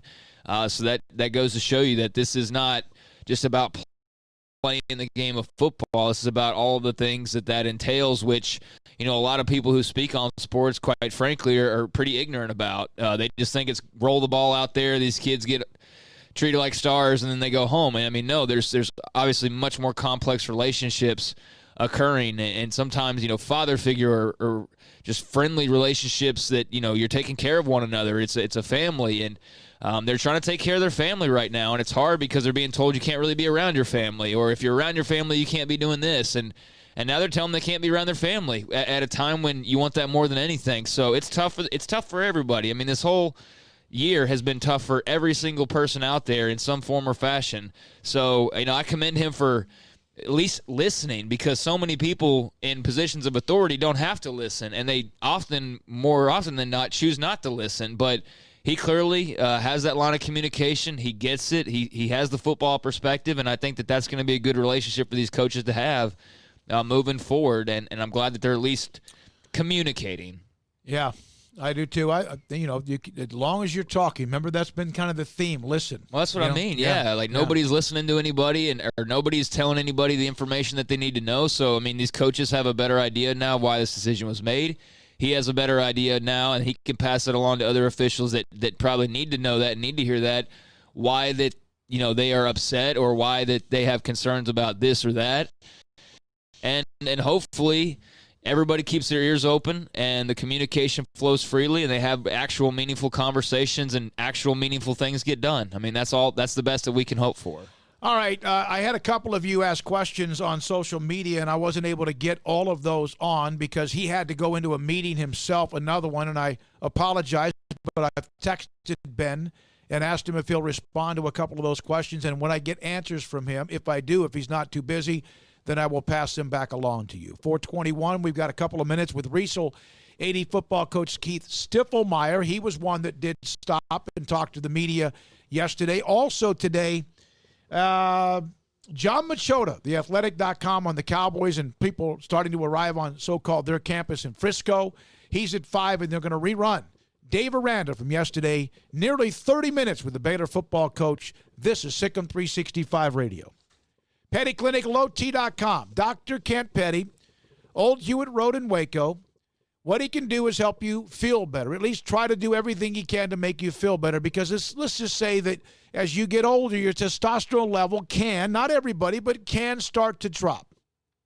Can start to drop below a number that it needs to be for you and who you are. And a lot of it also depends on whether you're active, you sleep well, what your diet's like as well. But Dr. Kent Petty can order you to get discounted blood work.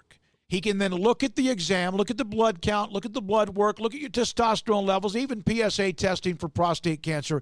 And then if your testosterone level is too low, he can put you in a program to help raise it so you can become the high-performance man that you want to be. It's that simple.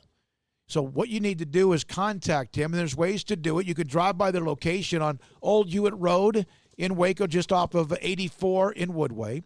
You can call them if you want, or you can make it even easier. Go to pettycliniclowt.com, pettycliniclowt.com. Tell him your story or tell him your concerns. He'll get the blood work ordered, look at the results, contact you with professional timely, and very sensitive as well. PettyClinicLowT.com. Southwest Sports Medicine. Summertime means vacation time, and when you hit the road, do it in the vehicle of summer. Jeep. At Allen Samuels, it's our huge summer clearance event. It's on. Get employee pricing on brand new 2020 Jeep Gladiator Sport Editions, plus an additional $1,500 in retail bonus cash. And ask about 0% and no payments for 90 days on other Jeep models. It's time to say goodbye. Adios, 2020s from Allen Samuels. Ask for details. All offers with approved credit. In the market for a quality metal building? Since 1943, Pioneer Steel and Pipe has helped Central Texas residential and commercial customers with metal building design, panel options, building components, and trim options. Pioneer Steel and Pipe's residential line is energy efficient, offers low maintenance, reduces insurance payments, is impact resistant, and carries up to a 45-year limited warranty. In addition, they can also help you find a metal building contractor for your project. Pioneer Steel and Pipe with locations in Waco and Bryan and at pioneersboys.com.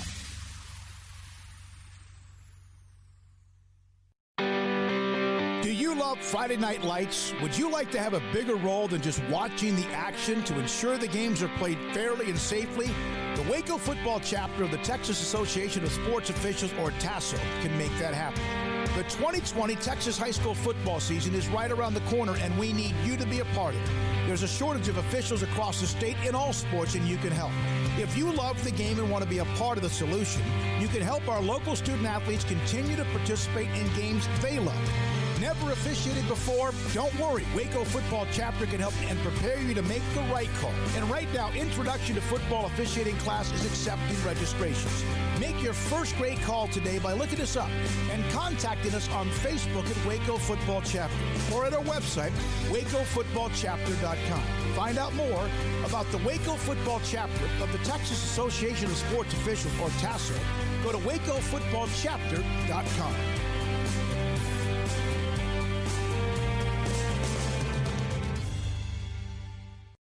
At Ideal MRI, we feel blessed to be part of the Waco community. We're a small family business here in Central Texas. At times like this, the cost of healthcare has never been more important. And unfortunately, significant illnesses and injuries still occur. And that's why Ideal MRI is open and here to serve you through this difficult time. So if you need an MRI, ask your doctor about Ideal MRI. You can schedule online in minutes at idealmri.com or call 833-IDEAL-MRI. At Baylor University, students can shine in their own way.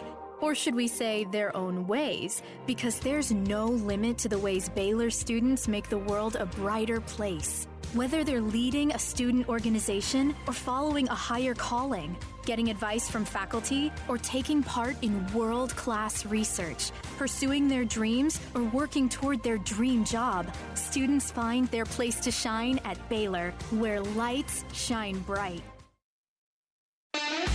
This is Sikkim 365 Radio. Log on to the Willis Law Firm chat room on Sikkim365.com.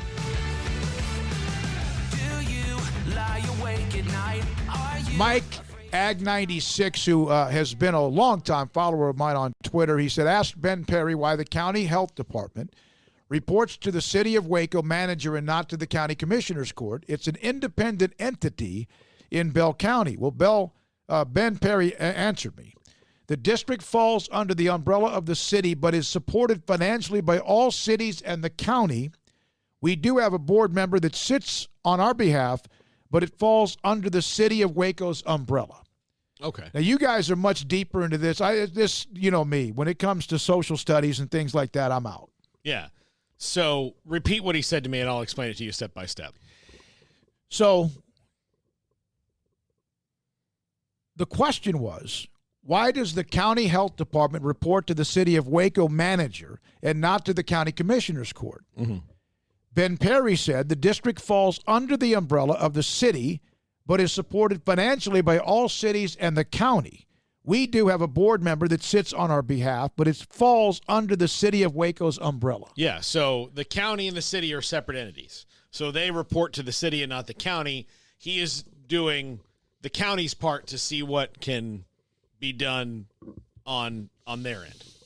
That's the simplest I can put that. I need an Advil. Yeah, well, that's welcome to government. Thank you for. Yeah.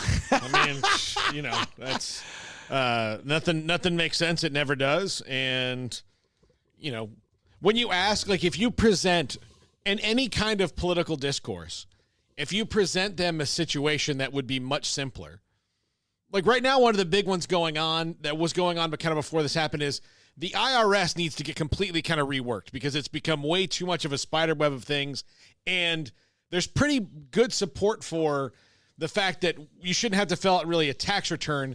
The IRS should be telling you how much you pay, and then you can either dispute that or not based on what your records are. But for the most part, they know. I mean, they should know what it is. And basically, instead of filling out a return, they send you a card, and it says, okay, David Smoke, you owe us $4,000 in taxes. And then you sign it and send it back, and you can contest it or not. Or Craig Smoke, you're getting $2,000 back because you paid this money. That's what it should be because they should know. But the way that it's all complicated now, it's not. But when you've got some politicians or people that work for special interests that say, why don't you do that? They can't answer that question for you other than to say, well, if we do this, it'll just change everything we've always done. Well, what we've always done is not the best thing.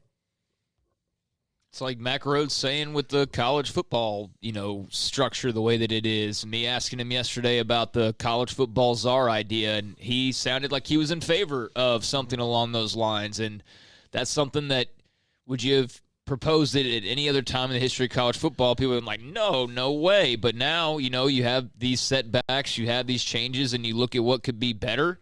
And I think I don't know about you guys. I don't know what y'all's opinion on the college football czar is, but I absolutely think that there needs to be one voice when you have conferences calling off non-conference seasons and the conference they're playing isn't even aware of it.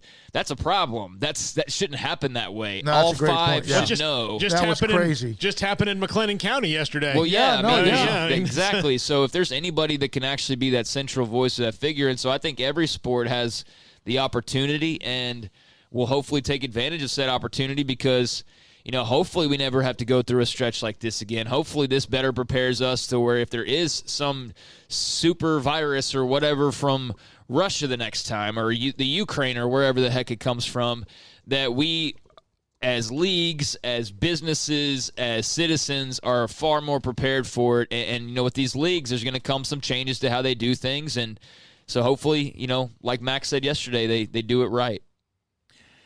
Yeah, that was interesting. That it's some conferences that you're going to play against, a conference for sure. The Big Ten makes a decision without everybody else knowing about it. It's very much what they were yesterday. The Big Ten was the health guy, the doctor, and all the others were. The Pac-12 was the assistant who's just like, I'm going with what the lead guy says. I don't, that's what they did. They jumped right onto it as well. Once the Big Ten made their decision, the ACC started to kind of crawfish a little bit on it and started to discuss the possibilities of it. But yeah, just in general, I think anything is on the table as far as changing the structure of whatever it is that we do. Going back to your original point, I don't think that there should be really too much off limits in us really getting down to the bottom of everything and saying, can we make this better? If we can, let's do it right now and let's make it better. So we'll see how many things end up being better as a result of it. You're right. We learn every day. I got to do this one. We have to. We need a spit giggle, right? Breaking 911. Dustin's the one that put this up on Twitter. Meanwhile, in Vegas, a man steals a 3-foot, 40-pound dildo from an adult store. Remains at large. But little rim shot. What in the world? What in the world are you going to do with that? Well, I shouldn't have asked that question. I'm glad I don't know the answer. Oh, my God. The problem is not who stole it. What the hell? Oh, we know what he's going to do with it. Okay. All right. I mean, 40 pounds. I don't know. Yeah. Jeez. I'm glad we're on the internet now. Thank you to all the various coaches. Really, there are so many of you who have reached out to us. Some of you have also been able to talk, and some that weren't able to talk that will at some point. Troy Baker's going to be on Monday. It's about time. He got a new job. Yeah, I mean, and I told him he was about to lose his seat on the Godfather table. I don't need his excuses. And also an incredible story and a touching story about former Midway girls basketball coach Terry Morrison. She's going to join us on Monday. I saw him. I can't remember where I saw him. He weighs like 40 pounds. Yeah. I saw him one time at a restaurant that you would not expect to see like a college kid in. And because I was meeting my mom there for lunch. And I was like, oh, well, I was like, hey, Troy, what are you doing? And I kind of tease him, like, what are you doing here? And he's like, my girlfriend works here. Yeah.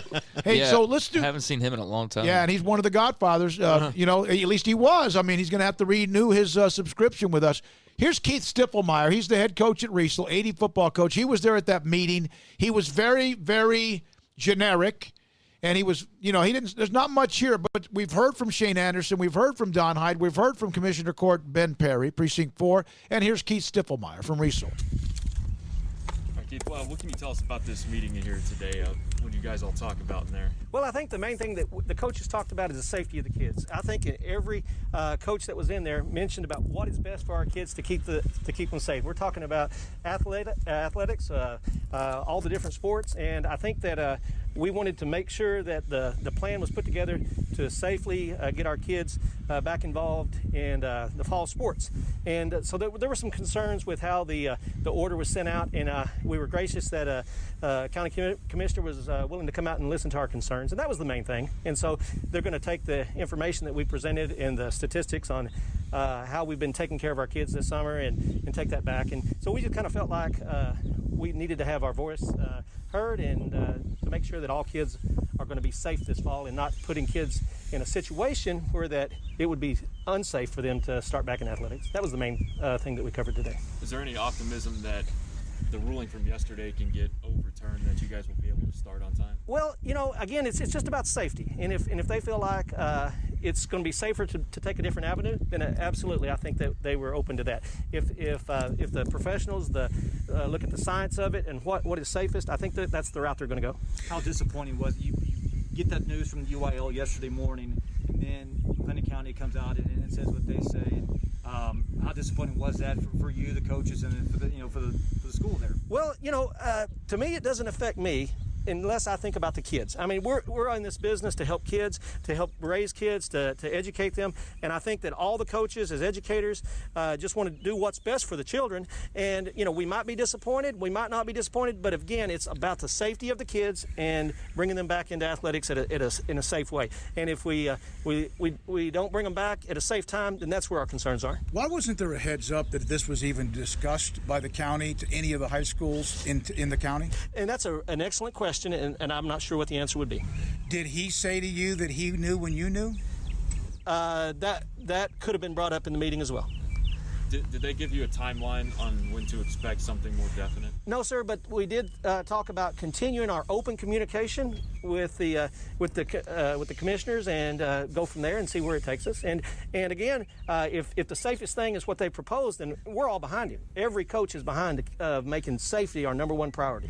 Do you think their decision is based on safety, or is it an overreaction? Well, again, I'm not an expert, and so I'm not. All I do is share our statistics, and this is what we've had. This is what we've had to work with, and then we just go from there.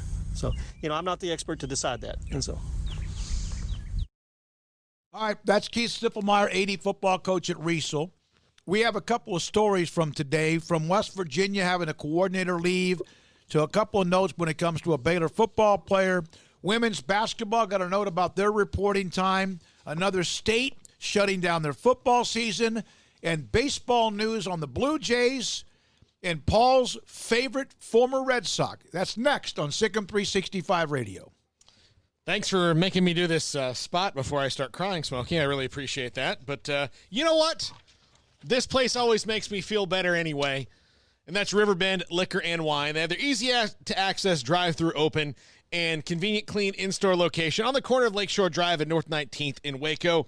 Balcones, they've got a new line out. They've got it there at Riverbend Liquor and Wine. They were one of the first local places, the first local place to get it. Plus, they've got Balcones all the time.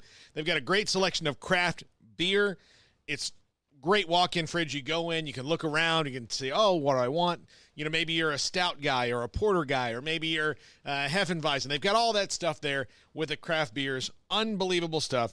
Riverbend Liquor and Wine, family owned and operated in the Hidden Gem in Waco on Lakeshore Drive at 19th Street. Find out more on Facebook and Instagram. Boozers is the wedding ring store and more. If you're ready to get engaged or already married and want to upgrade your wife's ring for a special anniversary, Boozers is the place to go. With the largest selection of premier quality diamond engagement rings and wedding rings in Central Texas. They have 7 cases with over 300 styles of rings from top designers like Natalie Kay. Choose from yellow, white, or rose gold, plus beautiful top quality loose diamonds. With an in-house jeweler, they can also custom make anything you want. Bring in a picture or drawing and let Boozers create your one-of-a-kind pendant or ring. They can even use some of your old gold and diamond jewelry to create something new. At Boozers, you'll find a great selection of quality timepieces, and Boozers is the place for expert watch maintenance and repairs too. They specialize in expert Rolex watch repair for fine jewelry, watches, custom work, and more. Go to Boozers on Valley Mills and Lake Air Drive in Waco. Boozers, the wedding ring store and more. Texas board-certified personal injury trial lawyer and Baylor alum David Willis and Baylor alum Parker Willis are ready to help if you or a loved one has been wrongfully injured in an auto accident, SUV rollover, industrial accident, 18-wheeler crash, or were seriously injured by a defective product or recall drug. Call them for a confidential and free case consultation at 1-800-GOT-HURT or visit them at texastriallawyer.com. Principal office located in Houston, Texas.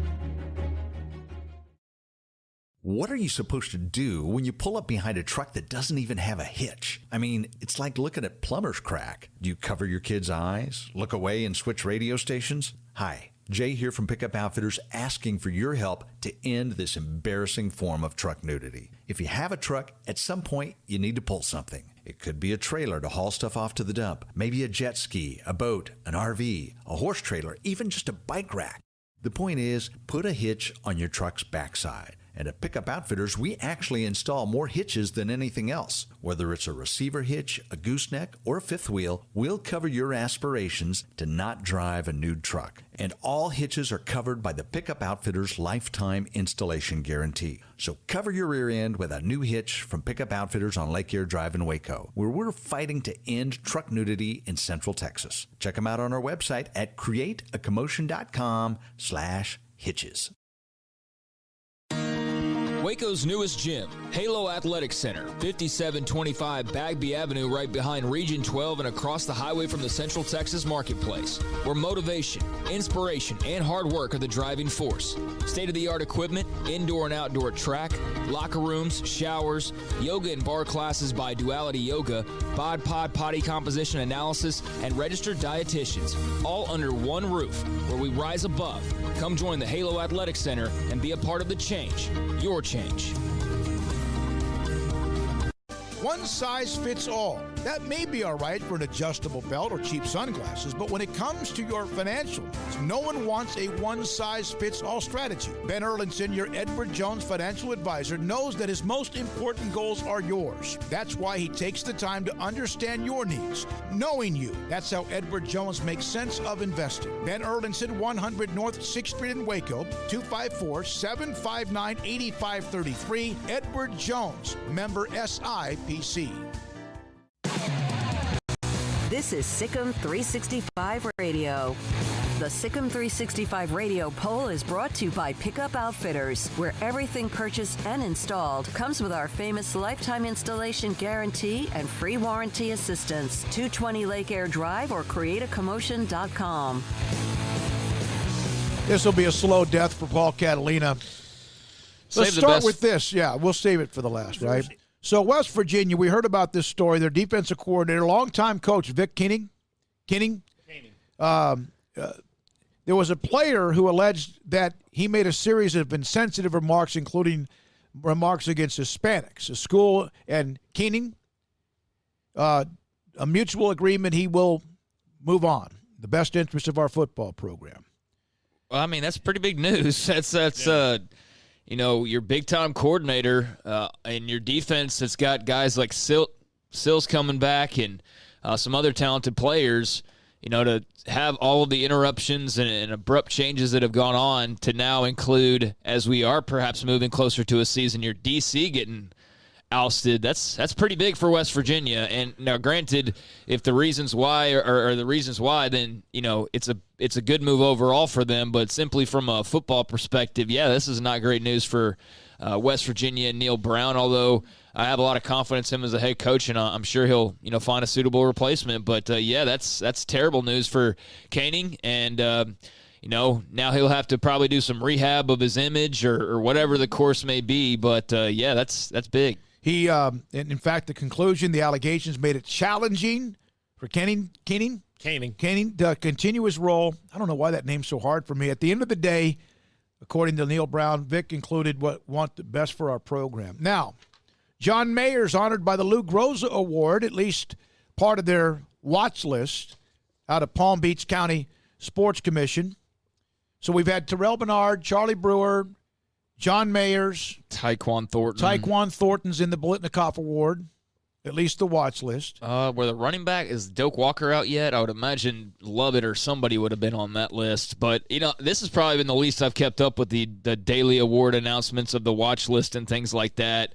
I've still kept track somewhat, but that would typically be something that, like, hey, this guy's been nominated for this, and now it's just like I'll probably just retweet it if even that. But that's great for Mayers. He was reliable last year. I think that one thing Matt Rule was able to do of the many, many things he was able to accomplish, but he restored some confidence in the special teams, and it's still kind of a probably not always confident feeling whenever somebody lines up for a kick, but I think you feel a lot more confident over the last year or two than you did maybe in a few years prior to that. So very well deserved for that young man. If you're listening to us on the app, Alan Samuels, Dodge Chrysler Jeep Ram Fiat sponsors the app. If you're on the chat room, Willis Law Firm, the Willis Law Firm handles that, of course. All of our Baylor segments brought to you by Richard Carr Buick GMC Cadillac, and then our segments with Mack Rhodes, with Edward Jones, Ben Erlinson, Tom Albers, Brad Wilson, Cam Heathcott. We appreciate them. Those are some of the sponsors. And Ideal MRI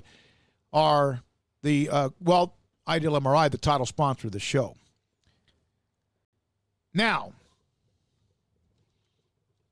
women's basketball. Baylor women's basketball reports July 27th. That'll be next week, early next week. That's what Mack Rhodes also said to us. That's even what, I forgot who it was that I had heard from. I asked David Kay a question about a coach. They said, we're really not going to be on campus till next week. COVID testing July 20, get the COVID test back July 31st. All cleared, probably August the 3rd, starting to work out. Of course, that can change at any time. Which is sooner than they had projected. As Mac said yesterday when I asked him about how their schedule had perhaps shifted as far as the onboarding and who they were bringing on and when they were bringing them on. He's kind of maintained around the early part of August for, groups to come back. But I think for basketball, that's actually a little bit sooner. And I think he said as much yesterday that based on the numbers and how low they were this week and just, the number of cases they've now been able to clear and the feeling of where they are in the process, I think they're confident enough to start bringing those teams back a little bit sooner than they expected. So that's good news. That's good news that they're bringing them back and not wait until mid-August or late August for women's and men's basketball to come back. Governor Michelle Lujan Grisham calling the University of New Mexico and New Mexico State, calling for them to postpone all fall contact sports, including football, due to the ongoing coronavirus pandemic. Well, that would be, New Mexico's already called off football, hadn't they? Yeah, they're high school football, yeah. So now they're trying to get the colleges to join in as well, and those aren't big revenue colleges either. Those are non-Power 5, so I'm not sure what that would do for their athletic departments, but, I saw where Alabama is apparently full bore on high school football. Like, hey, starting on Monday, teams are reporting they're going to play a full schedule. They're not changing anything. So it just depends on where you look. New Mexico's going one way, and like a state like Alabama, for example, is going the complete opposite way. And we'll see what effect that has. Like Alabama could do things and then not see any, change in their numbers. So this is from Alex Del Barrio for Texas. This is from Dr. Jamie Harrison on the UAL thoughts of moving fall sports to the spring. For Texas, we don't want to give up on the fall yet. If conditions cause us to adjust, we still have that spring as a possibility. Giving up on the fall too early eliminates a lot of our flexibility. Also, by the way, from Jeremy, Amo79, direct message to me. Since high school sports or activities for the county are put on hold, will that also affect select ball, travel ball? How about college sports? Well, Baylor doesn't have to answer to McLean. No, they County, don't. so. But what about the baseball team MCC that transfer? baseball I'm not saying that to bring that on the radar. Well, hey, play if you can. Well, I'm sure. It's probably not going to help them make a case. Yeah, South I don't Carolina. know. Yeah, okay. I mean, that's all I can say there is that if the county and the city have said one thing, even though it may not specifically, apply to you, it's going to be tough to, it's going to be tough to go the other direction. Well, South Carolina governor also states he wants to shut down South Carolina and Clemson football due to COVID. Good luck with that, buddy. Good luck with that. That's from Carl Campbell, our good friend down in the southern part of our zone. Also, Toronto was looking for a field because they wouldn't let them play in Canada, right? They're going to end up playing their games at PNC Park in Pittsburgh. I thought Buffalo was going to be an option for them. They want to play in a major league park. Toronto expected to play majority of their home games at PNC Park in Pittsburgh. Well, no, they're not, because that has now been given the thumbs down. Pittsburgh has been denied by the Pennsylvania government the opportunity to play at PNC Park. So the Blue Jays, with 1 day to go until the Major League Baseball season actually begins, do not technically have a home park right now. It had been agreed to by clubs, but was pending state approval. This is what the Blue Jays had also done, trying to stay in Toronto, is going through the municipal and the provincial governments.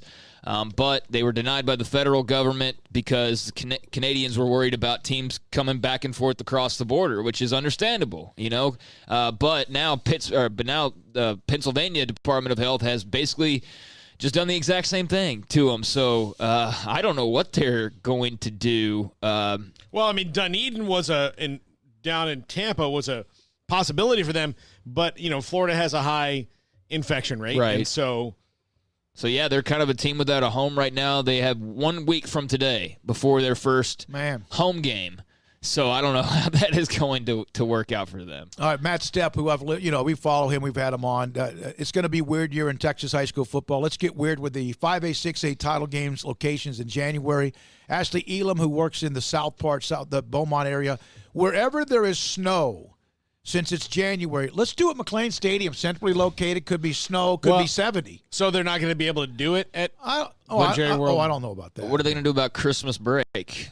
Well, that's a great 2 weeks in between playoff games. Christmas break may have started in March. Yeah. So I don't know. And Carl Campbell, who listens to us all the time on the app, said that his app has been in and out. But Deontay's listened in full time. Said it's been great for me from start to finish. Carl, you might just be kind of having some problems with your phone. Yeah, sometimes it's, even if you're in the same place you always are, sometimes it could be the Wi-Fi connection. Sometimes it's just the signal that you're in. Like when I was driving from Waco to Tyler the other day, there's just, you hit Hubbard, and there's not great signals out in the country. And so it just, might be where you are. Your phone just has a glitch or something like that. But, yeah, if you ever have issues, definitely feel free to pass them along just so we can communicate and address them as opposed to I always say the first thing you should do is just restart your phone or restart the app. And if it keeps doing it, then let me know, because that's the first thing I'm going to ask about, because that's what I need to know, if it's just you or if we have a whole thing. And if a whole bunch of people, so most of the time we have problems that we know we need to fix right away.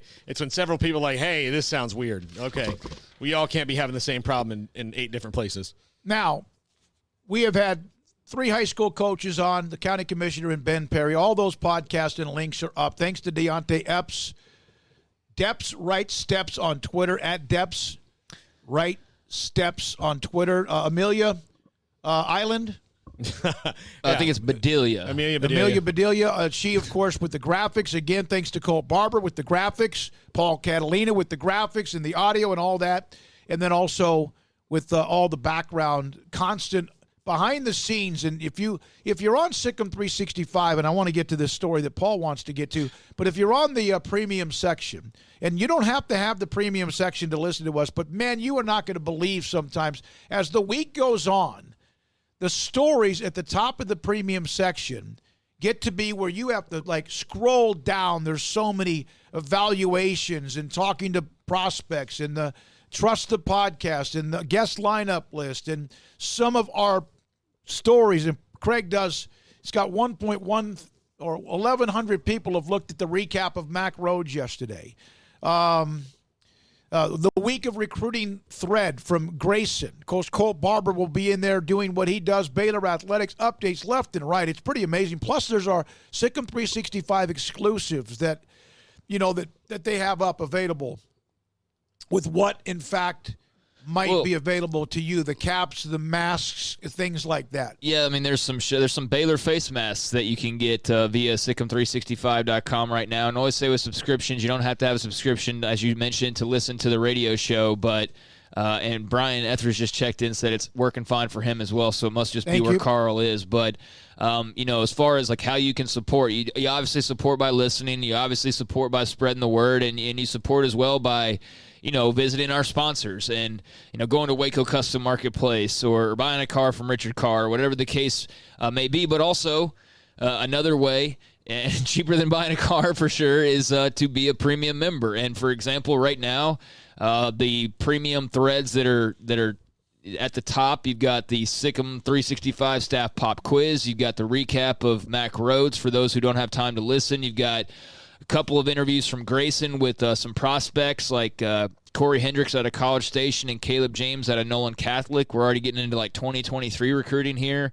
You got Grayson's review from the Elite Underclassmen Camp, Baylor Men's Basketball Podcast with Ashley, the weekly football recruiting thread.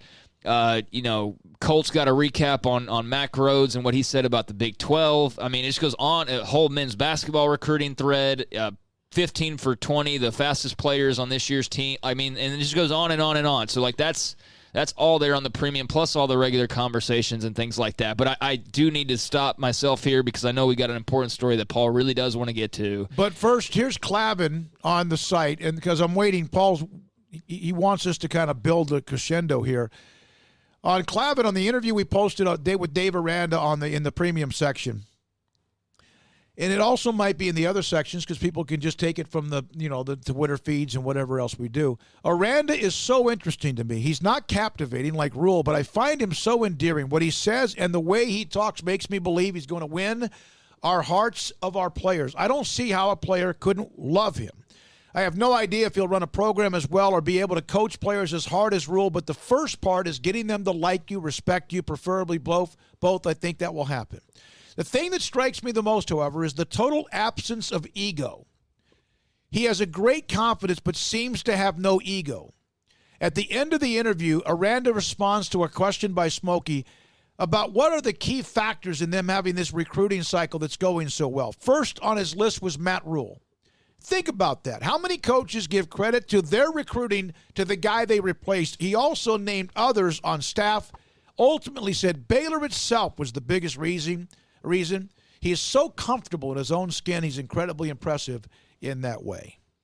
Yeah, he was fun to talk to, and I haven't had a chance to really go back and scour for quotes. I didn't recap it like I did Mack Rhodes, but I probably will do that in the next day or two and just throw out a couple of them of interest on Twitter. But I thought Aranda was great. He's obviously very different to listen to than a Matt Rule, very different to listen to from a Jim Grober and Art Briles. But he's unique in his own way, and I think people, the more they hear him talk, it may not get you like blood pumping and ready to run through a wall like Matt Rule sometimes, but it's something that makes you think, and you can tell that he puts a lot of thought into what he says, and I think people appreciate that. Now, to the story that I saw this, and I was like, this is fantastic news. He's 27 years old. Mookie Betts is now a member of the Los Angeles Dodgers.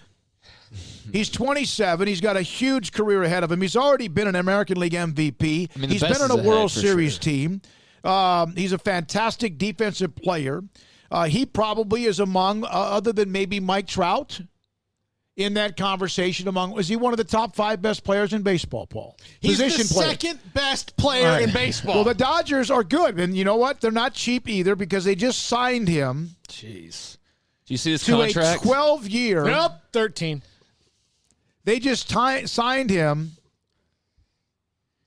12 years, $365 million is what Mookie Betts is now getting from the Dodgers. Does that count this year? No, so that's Okay. why it's 13 overall. 13 years, so $500 billion. He's under contract for this year and then 12 more, $365 million. So you'll never see, unless they trade him. Unless they Done. trade him back. And the Red Sox got in a bad financial sticky wicket because of Dave Dombrowski. And I don't want to hear. They've won World Series, 3 of them, 4 of them. Four. After none of them for 100 years. All right, listen. Okay, Stop. that's it. You can't have ribeyes anymore because you've had 4. Mookie. That's Okay, it. wait a minute. You're on flank steak for the rest of your life. Mookie Betts. He's a really good player. So I have the question again, and I understand they got in financial straits. So he is the second best or a top 5 player in baseball. Second largest contract in baseball history behind Mike Trout. Yeah. So here's the thing. I'm not that kind of fan that doesn't understand that players leave. My beef is not the fact that he's gone, because people come and people go. That's sports. The Red Sox traded him for Alex Verdugo and Jeter Downs. Who? Exactly. So That Alex sounds like Verdugo, a couple of game show hosts. Alex Verdugo and Jeter Downs need to be super fantastic for them to get any kind of rate of return for that. And essentially, it's just a salary dump. So if you're a Red Sox fan, how am I supposed to feel about that when, you want to just get nothing for Mookie Betts? You didn't even get some of the best. They didn't even get some of the top prospects like Gavin Lux or Dustin May or Walker Buehler from the Dodgers. Do that, and I'll be able to reconcile myself. But the way I feel now is like the Red Sox just want to come to my house and we're going to break your dishes too. Why not? You're already in a bad mood. Yeah, now you got him and Bellinger for the foreseeable future, amongst the other great young players that they have. But, I mean, those two in particular are going to really, be at the forefront of that franchise. So he'll be I thought I just saw where he's going to be like 30. He'll obviously be 30-something whenever he runs out of this contract. He'll be almost 40. Almost 40. I think he's going to be 37. Paul will be in his 50s. Yes. Yeah. Actually, he's only 27, so this is he'll be about 40 whenever this contract expires in 2032. So, sorry, Paul.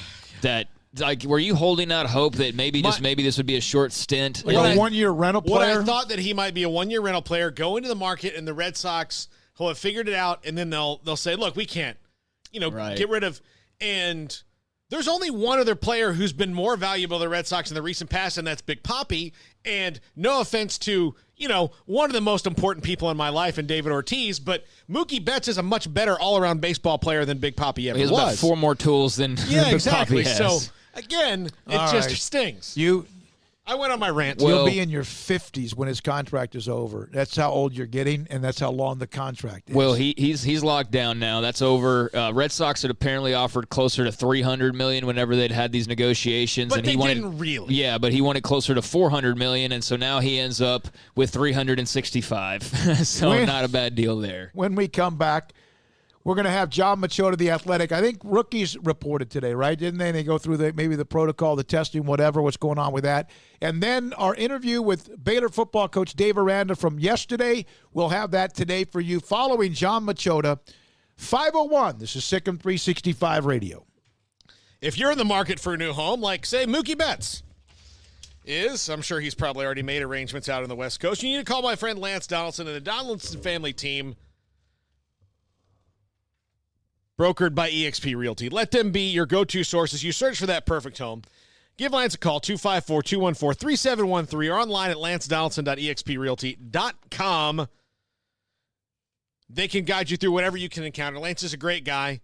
He's not going to bring up the fact that your favorite baseball player is just gone forever. He wouldn't do that to anyone. He's that kind of a guy. Give Lance a call, 254-214-3713. That way you can tell him everything you need in a new home. And he's going to take that information, and he's going to find things maybe you didn't even know that you wanted.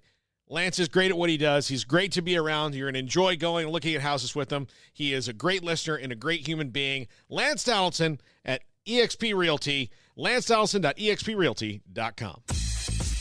Southwest Sports Medicine and Orthopedics, the team physician of Baylor Athletics. Our doctors specialize in the diagnosis and treatment of any and all sports-related injuries. Celebrating over a decade of service in Central Texas, our doctors are equipped to handle a wide range of issues, whether it's your foot or ankle, orthopedic spine care, your hand or wrist, knee and shoulder pain, or if you're in need of our arthritis or total joint clinic. Come see us at the new Baylor Scott and White Ted and Sue Getterman Sports and Orthopedic Center. Trust the doctors at Baylor Trust, Southwest Sports Medicine and Orthopedics. Our goal is to get you back in the game.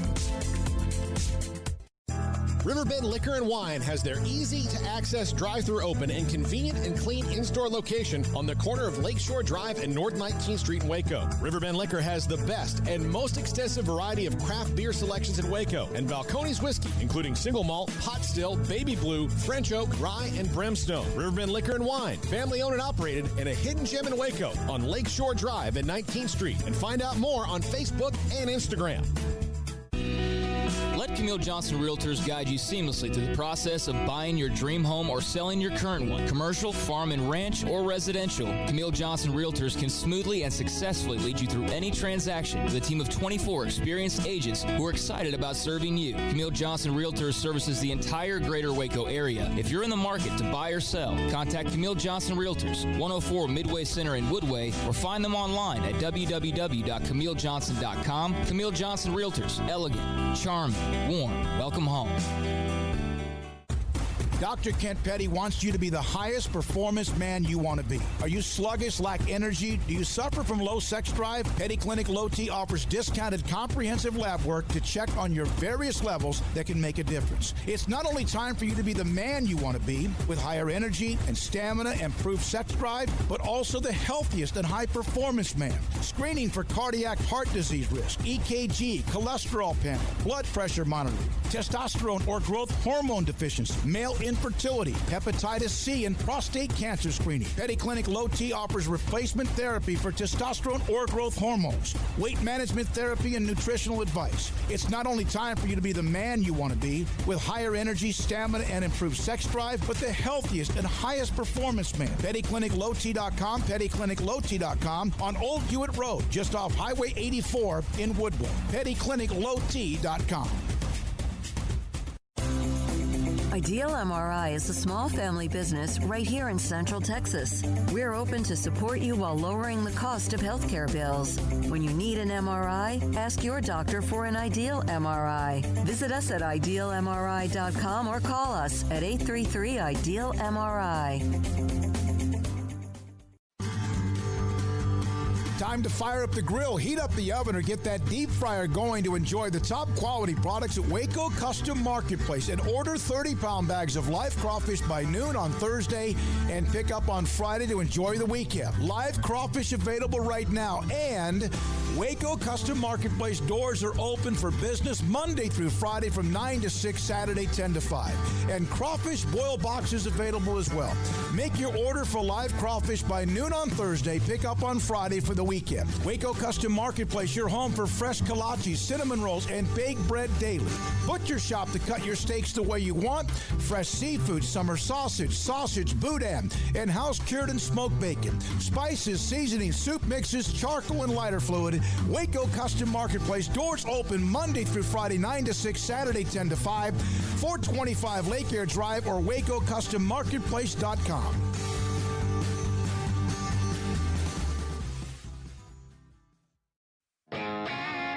Welcome back to Sikkim 365 Radio. It's time for our weekly segment with John Machota of The Athletic, brought to you by Pioneer Steel and Pipe, where customer service is their main focus, and best in metal, steel, and pipe for large or small projects, with 2 locations in Waco and Bryan. Family owned and operated since 1943. Here's Elliott on 2nd and 4, first down and more. Stays upright. Touchdown, Elliott. The 5 o'clock hour is sponsored by Edward Jones Investments, with financial advisor Ben Erlinson, who'll navigate you through today's financial climate. Edward Jones, making sense of investing. Here's David Smoke, Paul Catalina, and Craig Smoke. John Machota, at John Machota on Twitter. That's Jon. And works and covers the Cowboys, works for theathletic.com, covers the Cowboys. And what an interesting article today. Who could be the next Jerry Jones? NFL experts weigh in. John Machota joins us on Sikkim 365 Radio. I don't know if there can ever be another one. No one ever thought there was another Al Davis. I'm not sure there is. I'm still waiting for Dan Snyder to hit his real stride. Well, he's got some work to do.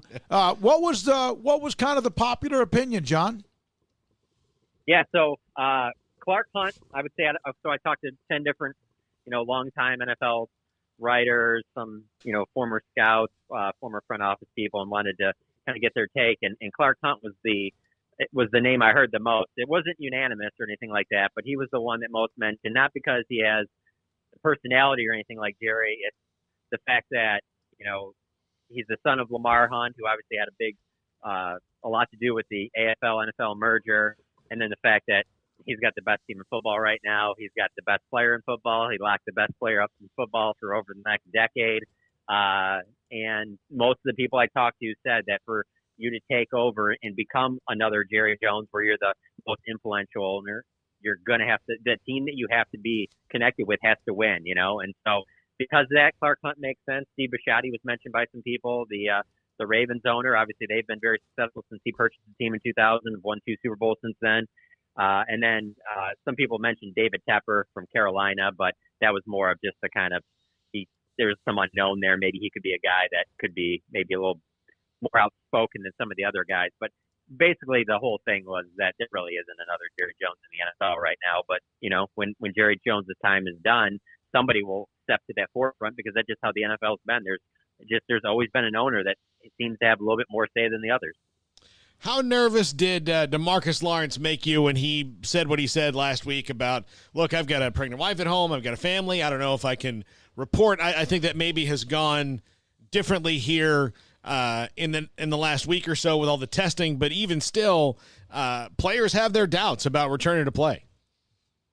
Yeah, it's interesting to hear him say that, but I think it's a good thing too, because I don't think on purpose fans do this, but I think it just is in the subconscious that you sometimes think of these guys as they're just these almost like robot-like, well, it's football season, so these guys are going to go out there and play. Well, they have families too, they have lives outside of football. And when you have a pandemic like this, the worry is more than just about yourself. It's about your family. And then obviously that gets ratcheted up when you're expecting, a child. And so it doesn't surprise me, because, I know he's a man of his word. Like if there's something like that comes up, he's going to be there for that. He's not going to be around the team. Now, I don't think he's going to, necessarily sit out the season or anything like that. But, it's all part of the players wanted to see the owners step up and step up the protocols, things like that. The players, they want the testing every day. They want this to be as safe as possible. So the thing that intrigues me right now is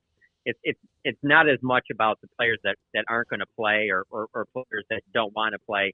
It's going to be the guys that once the season starts, and let's say a guy gets this and it scares him. He gets a really high fever, or has to go to the hospital or something like that, and it scares him to the point where he's like, you know what? I'll wait till next season. I'm sitting the rest of the season out. Like, that's a potential possibility of something that could happen, that, and if that's a key player on a really good team, that changes up your whole entire season. So yeah, this whole thing is this season, it's not going to go as planned. There's going to be a lot of changing on the fly. So who knows how crazy it'll get, but I don't see it just being exactly like follow the schedule like a normal season. There's going to be stops and starts, I think, and players that get this and might not play after that. And to that point, John, I saw here within the last, couple hours this afternoon, the NFL talking about fans being permitted to attend games. Now, obviously, a lot to sort out there, but that they will be required to wear masks. So it looks like we're going to have fans, but, masks will be required. But I guess that's better than nothing, right? Yeah, and it seems like what they're going to do is they're going to have sectioned off where fans, if they are allowed at stadiums, because I do think it will be a case by case, stadium by stadium basis on how many people are let in, or if people are let in at all. They're not going to be close. You're not going to be close to the action. They want you to be away from the players. So I don't think that will have a negative impact on the players. Now, obviously, for fans, if you're going to go out in those situations, it's going to increase the chances of you potentially getting something like that. But it depends on how the cases go and from city to city. I mean, there could be some cities in the league where it's not really affecting them as much. I always keep going back to Green Bay just because it just seems like it's in a spot where, it's not near a big city, and it doesn't sound like they have as many cases there as what we're hearing, here in Dallas, Houston, and Miami, and places like that. So I think it'll be a case-by-case basis. But, I mean, while I know a lot of fans will be nervous and will be like, kind of, hey, I'm going to wait out. I'm not going to go to any games this year.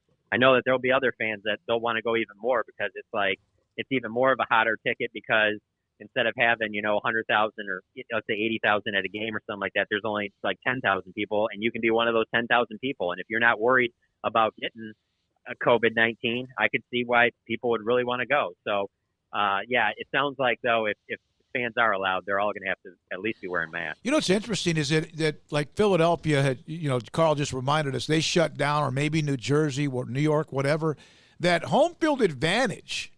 There may not be, you're in your comfort zone, you're kind of where you are used to playing, but there are going to be home games with the possibility of some teams having no home field advantage other than knowing where the toilets are.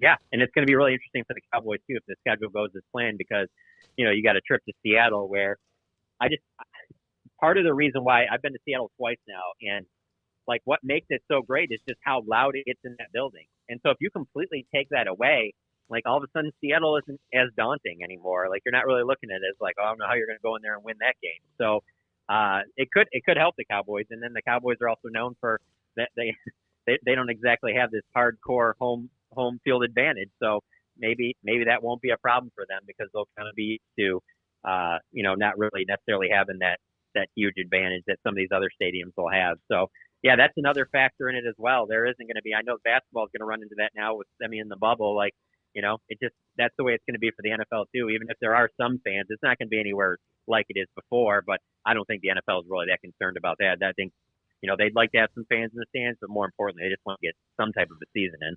Wait, John, you're telling me that the Cowboys fans who don't stay in the game unless it's going absolutely perfectly don't provide them with any kind of advantage?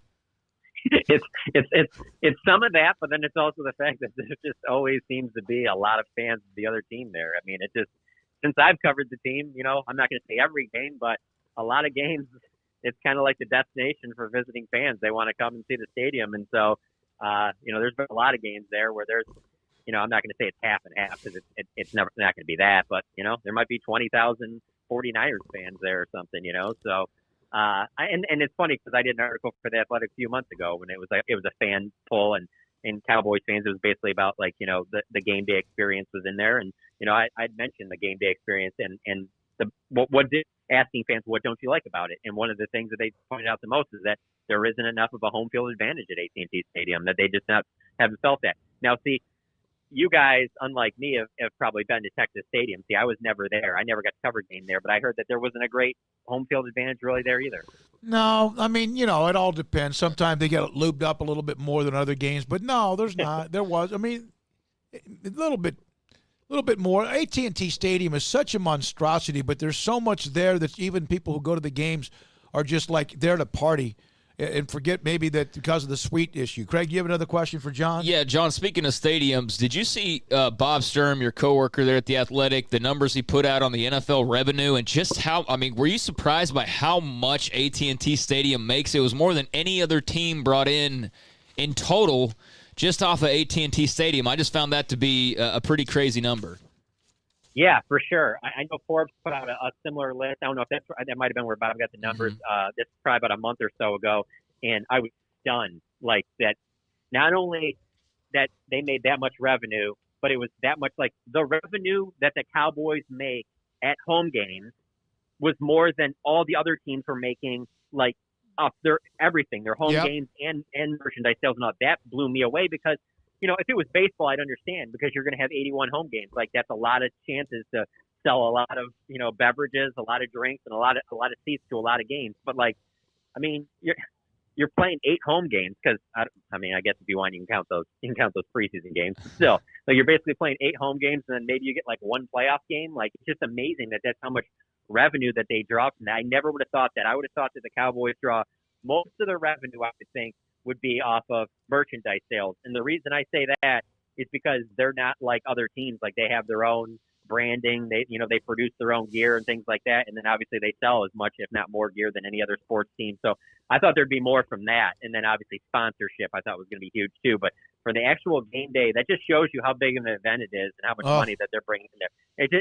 It really surprised me. And the other thing was too, it's not like their stadium holds like 120,000 and everybody else's stadium holds 50. Like, I mean, they put in like 70, 80,000, but it's not like that much praise than all these other stadiums. So yeah, when I saw those numbers, I was stunned. And when I saw those numbers, obviously I thought they're going to try everything they possibly can to get as many fans here as possible, because if they're bringing in that kind of money, they're not going to just be happy. Jerry Jones and company are not going to be just like, well, hey, it's a loss. Let's chalk it up as a loss. They're going to try to get at least some fans in there some way possible. Yeah, the last time he tried to cram fans in where they weren't supposed to be, the Super Bowl had that.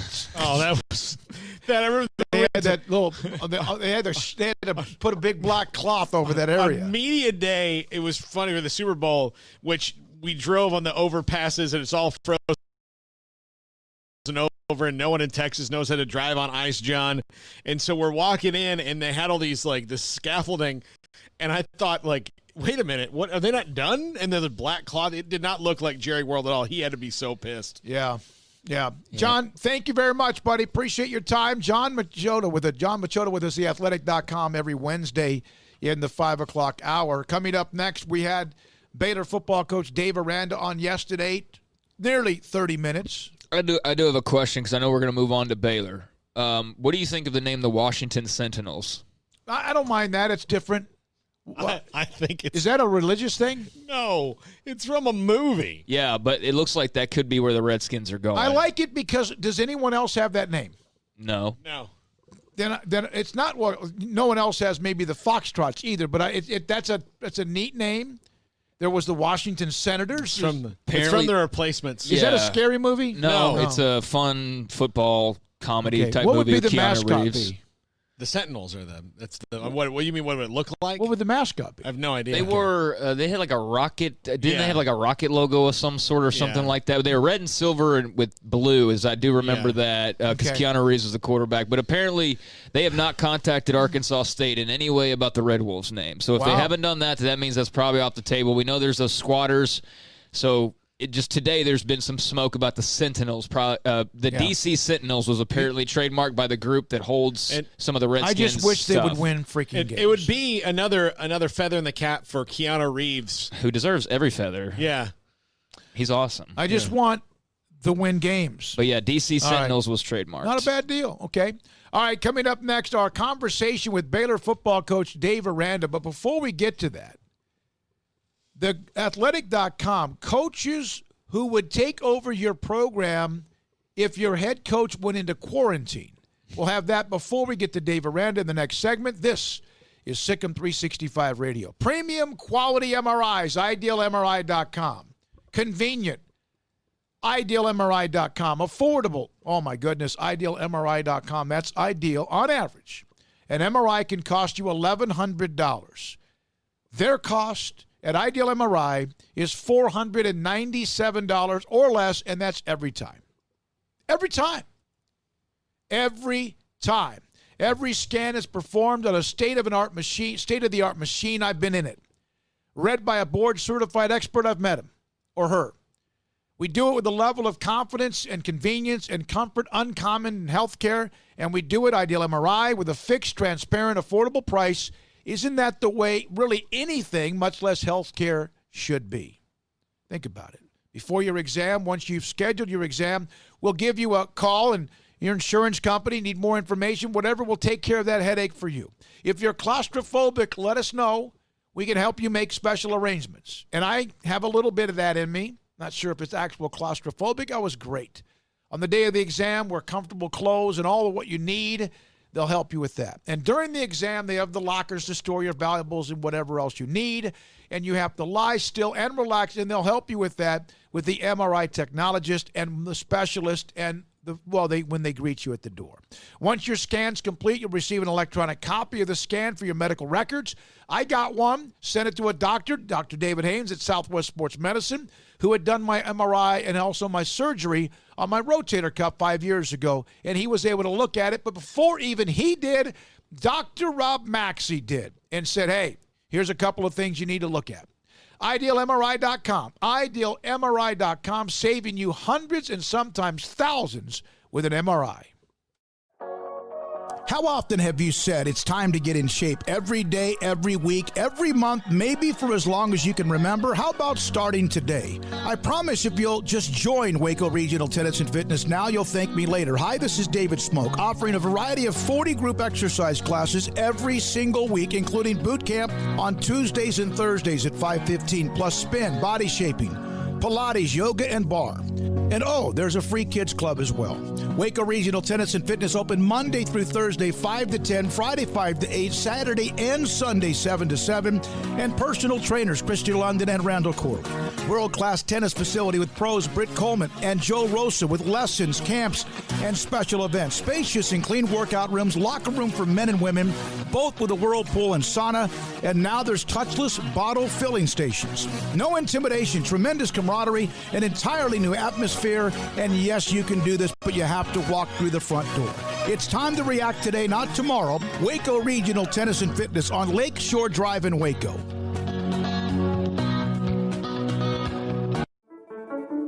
One size fits all. That may be all right for an adjustable belt or cheap sunglasses, but when it comes to your financial needs, no one wants a one-size-fits-all strategy. Cam Heathcott, your Edward Jones financial advisor, knows that his most important goals are yours. That's why he takes the time to understand your needs, knowing you. That's how Edward Jones makes sense of investing. Cam Heathcott, covering Conroe and Houston, 936-756-7717 or cam.heathcott@edwardjones.com. Edward Jones, member SIPC.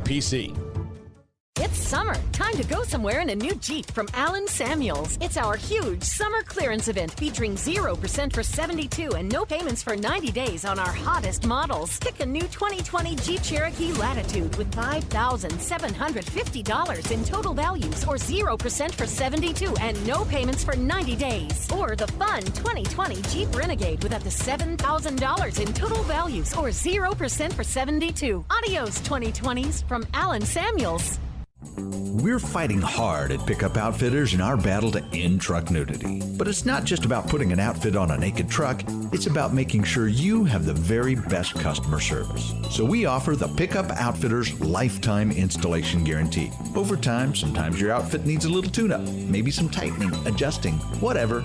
If you outfitted your truck at Pickup Outfitters, that tune-up is absolutely no charge for the remainder of the time you own that truck. We also offer free warranty assistance.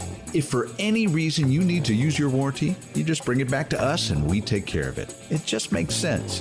I mean, operating without a promise like that would be like offering customer service in the nude. And if you've seen our staff, trust me, you don't want that. So do your part to end truck nudity by outfitting your truck, Jeep, SUV, or van at Pickup Outfitters, 220 Lake Air Drive in Waco, where we promise to serve you fully clothed. Check out our website, createacommotion.com. Do you or your kids get nervous about going to the dentist? Stonewood Dental, Dr. Steve Childress, he can help. I've spent a career taking care of patients who as children had bad experiences, and now they're adults that hate going to the dentist. If I get a kid at 3 years old and they come every 6 months and it's a happy experience, it's normal for them. Now they have an accident at 6 or 7 or 8 at school. Now they have a broken tooth or a trauma, and they have to come here. They're used to lights, they're used to water in their mouth, they're used to experience, they already trust us. It's amazing what we can do with that kid without it being a negative thing. But if I see a 6 or 7 or 8 year old that's never been to the dentist, and now they have a trauma or an unfortunate unexpected toothache, it's harder to do that for that kid and it not be somewhat of a negative experience. So bottom line is I try to teach kids and adults and teenagers and everybody the way I'd want my family treated, which is where it's a necessary part of life. You just take care of it. It doesn't have to be that big a deal. Learn more, stonewood-dental.com. This is Sikkim 365 Radio. This segment on Baylor Athletics on Sikkim 365 Radio is brought to you by Richard Carr Buick GMC Cadillac, located at the Imperial Drive exit off Loop 340 in Waco. Proud supporters of all Baylor Athletics. The Athletic.com football staff, the story, who takes over if your head coach has to quarantine this season. It has every school among the Power Fives, from Duke to Ohio State and much more. And with Baylor, they have the Big 12. With Baylor, even with Larry Fedora and Ron Roberts with experienced head coaching experience, is there any question who they would go to? No, it'd be Joey McGuire. I'd be shocked if it said anything else. I have not looked at this list, but he was the associate head coach after Rule left, and he was the guy until Aranda was hired, so he makes all the sense in the world. I agree. I think, and I hope that one day he has that opportunity. And yet again, for someone who covers Baylor, Joey McGuire is a go-to person. I mean, he's going to tell you exactly what you need. He's not going to beat around the bush, and his energy, we all know, is dynamic. Here is Baylor head football coach Dave Aranda with us on Sikkim 365 Radio. Well, it's been an up and down day of emotions if you're a football coach in McLennan County. If you had the good news earlier today, the UIL saying that you could 4A below start in August and start working out towards the opening weekend of the season around August 27th. That's pretty good. Imagine how many guys, Paul and Craig, how many calls, texts, emails, meetings, planning, try to find new games because you realized if you're a 4A and you're playing a 5A or whatever, and you get all that and you feel pretty good about it, and then just 3 or 4 hours later, 5 hours later, 6 hours later, whatever it's been, the county steps all over you. And I'm not saying that they're not making the right decision. You know how I feel about this, but they have a job to do. But golly, it would have been better if they would have said it first. It's hard enough to do when you have months in advance. You know, how many coaches have to deal with this for, maybe 6, 8, 10 weeks while they're trying to figure out after realignment? Sometimes they can't find a week 3 opponent. Cameron, a couple years ago, got completely kind of thrown out in the wash because of how their district shook out, and they had to have a weird bye week. And, just because they couldn't find anybody, nobody likes to pick up the phone and say, hey, do you want us to come here and kick your ass? They don't want that. Here's Irvin Chandler, the head coach at Blooming Grove. It's just an example right now. Looking for a game. This is 6 minutes ago. Looking for a game 3, September 11th. Help us. If your county's not allowing sports until Labor Day, week 5 would be the earliest you can play, which is what the 5As and 6As we're going to have to deal with. So we'll have more on that. We'll have Jeff Hume. Also, Shane Anderson will join us. Shane's going to be in a regional coaches meeting and be a part of the show, and Jeff will explain his part of it as well. We're now joined by Baylor head football coach Dave Aranda with Paul Catalina, Craig Smoke, and David Smoke, Sikkim 365 Radio. Coach, how did you feel? Because I've heard great feedback yesterday on your instruction and your virtual meeting within the Texas High School Football Coaches Association. Some coaches blowing up phones saying, man, when he gets in front of that board or that video or those X's and O's, he just beams. How did you think it went? Oh, it was fun to do. I appreciate you guys having me on today, but to have the opportunity to get in front of the Texas high school coaches, there's so much respect for them, and just have been in other states and have dealt with whether it's football or it's recruiting in other states, and just to when you're in Texas and you visit a school and they want to talk ball and you end up taking notes and you're learning from them, and when you're recruiting an athlete and there's a straight line recruiting element where there were kind of side parties out of it, and it's the coaches and it's the parents and the college coaches that are in it. I mean, you can't ask for more than that. And so to be in front of them and share a little bit was fun. The thing about clinics a lot of times is that you can have a give and take. So there, was a little bit different not having that, but hopefully here coming up we can get back to how it used to be in that respect. Coach, I got to watch a little bit of you and a little bit of Coach Fedora yesterday on the clinic, and I just got to tell you, I thoroughly enjoyed it. It just, watching a coaching thing, from a broadcaster's perspective, academically, and watching you guys really kind of get into what you do, a bit kind of even beyond an X and O level of mentally. Are you and Coach Fedora seem pretty similar in the fact that you both like to kind of break down percentages and numbers? Is that kind of what attracts kind of a coaching staff together, is when you get around and say, okay, we all kind of see this in a similar fashion, at least in the way that we prepare? Yeah, I think, the people that are, Larry's been successful at all the stops he's been. And so he does that, he uses his people. He can recognize angles and leverage, and he maximizes that. He can maximize matchups and personnel. And then I think, Larry does a great job of just understanding the other side. I think, his knowledge of defense is very strong, and he's able to recognize formations and how people line up the formations, and be able to get mismatches and get advantages for our side, and then take advantage of them, and so to just share with him throughout this time, I've learned a lot, and excited. I was able to catch later on some of his talk, and it's been like everything else he's done, and so impressed. Coach, from your perspective, what is right now like? I mean, we see the testing numbers that come out. We see some of the pictures on social media of the guys back on the field. But what's sort of going on right now as far as what you're able to do with the players and all that, and where Baylor football is in the process, so to speak? Yeah, this time right now would be normal summer. And so if there was such thing as a normal summer, we're in that mode right now for 2 weeks, and this is the second of the 2 weeks. So starting on Saturday for us, we start our OTAs, which will end up having 11 of those. And so as regards to this week, it would be 2 hours of football, video review. And then it would be 8 hours of strength and conditioning work. And so, they're in there a lot with Corey Campbell and our team. I think our conditioning has improved dramatically as we've gone on here, and the strength gains are strong. And I think guys are getting excited about the gains that they've made, and our ability to be on the field for them. Just, last week was the first time, I think, on the practice field that we were on the field with the team. And, it was an exciting time. And we've got another one of those here today, where we can take them through 30 minutes of individual, and be able to spend some time with them, get to know kind of how guys move and how they learn, and they get to know us.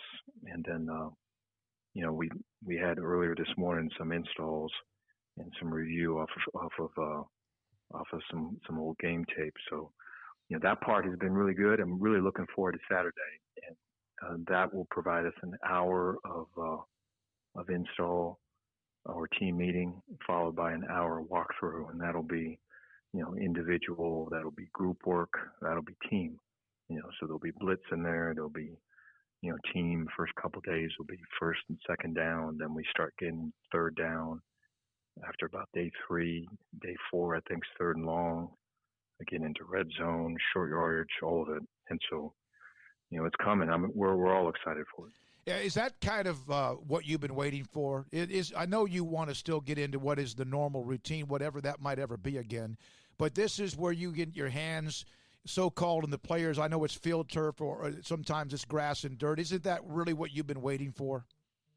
Yeah, I think you really get a feel of your team and just how they respond when adversity comes. Let's say there's you're in some form of a competitive drill. Eventually, a lot of those type situations are going to come once fall camp comes.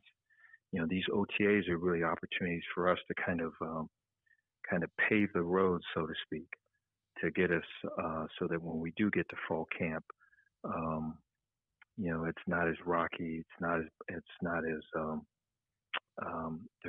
it's cleared out, and we can hit top speed maybe a little bit faster than if it wasn't for these OTAs. And so, just talking with Matt Powledge about this earlier about special teams, I think we'll have 5 opportunities for special teams, and kind of setting. And this is the first time Matt's been on the field with special teams, and so his ability to kind of like, this is how this drill works. This is how it's set up. Here's the coaches I've got helping coach. This is our stations. This is how we do it. And all of that combined in the OTAs with the social distancing that's got to occur,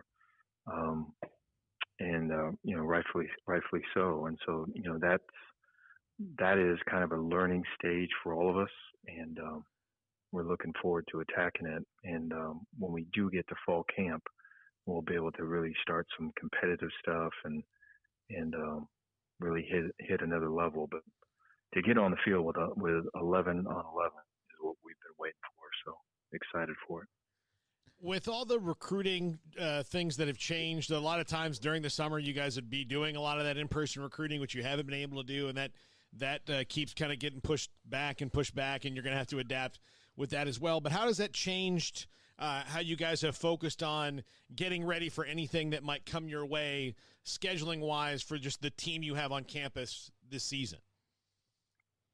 You're talking about just in terms of recruiting and how and like just the time that you would normally spend doing that. Now you have, how do you kind of repurpose that?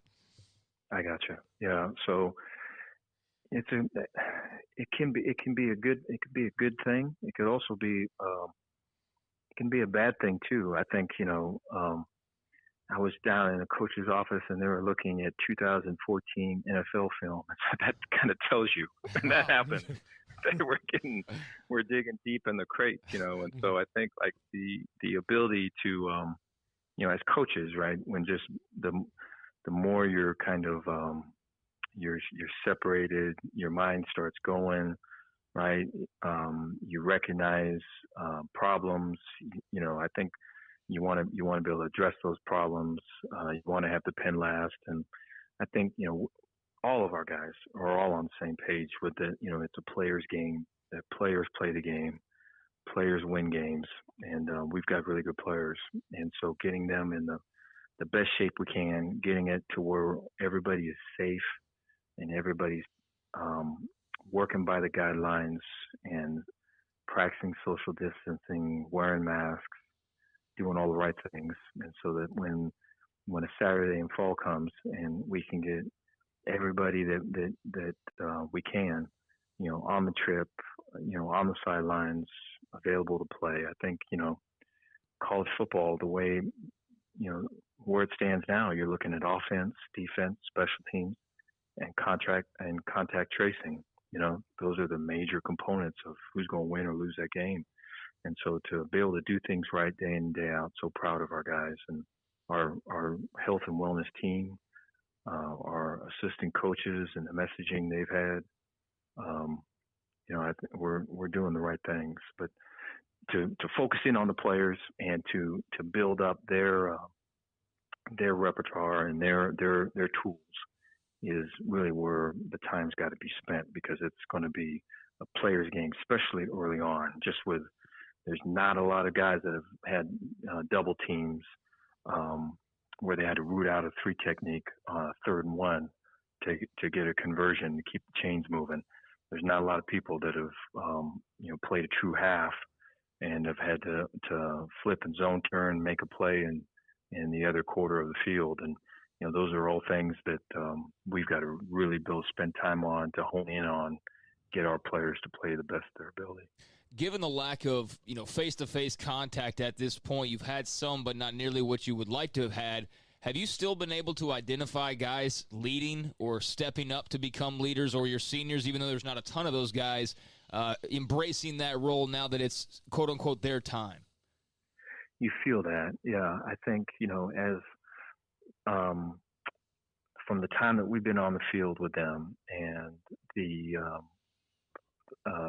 and then in talking with some of our players about just like their wishes for what this camp's going to look like, for what this team's going to look like. and just how much you could sense how much it means to them, and how much they're putting into it. You could see guys emerge. I'm really looking forward to here Saturday, because having 11 guys out and having the ability to have 11 on 11 and to be able to see who's communicating, who's stepping up, who's taking charge. I mean, that's when I think there's really going to be some true separation. But whether up front on D line, where it's Chitty, and linebacker wise, you talking about Terrell's continued to do a great job leading. You got JT in the back end. You got Petrie in the back end. Really strong leaders have done a great job. R.J. Sneed on offense. J-Mo on the offensive line has been a vocal leader for us.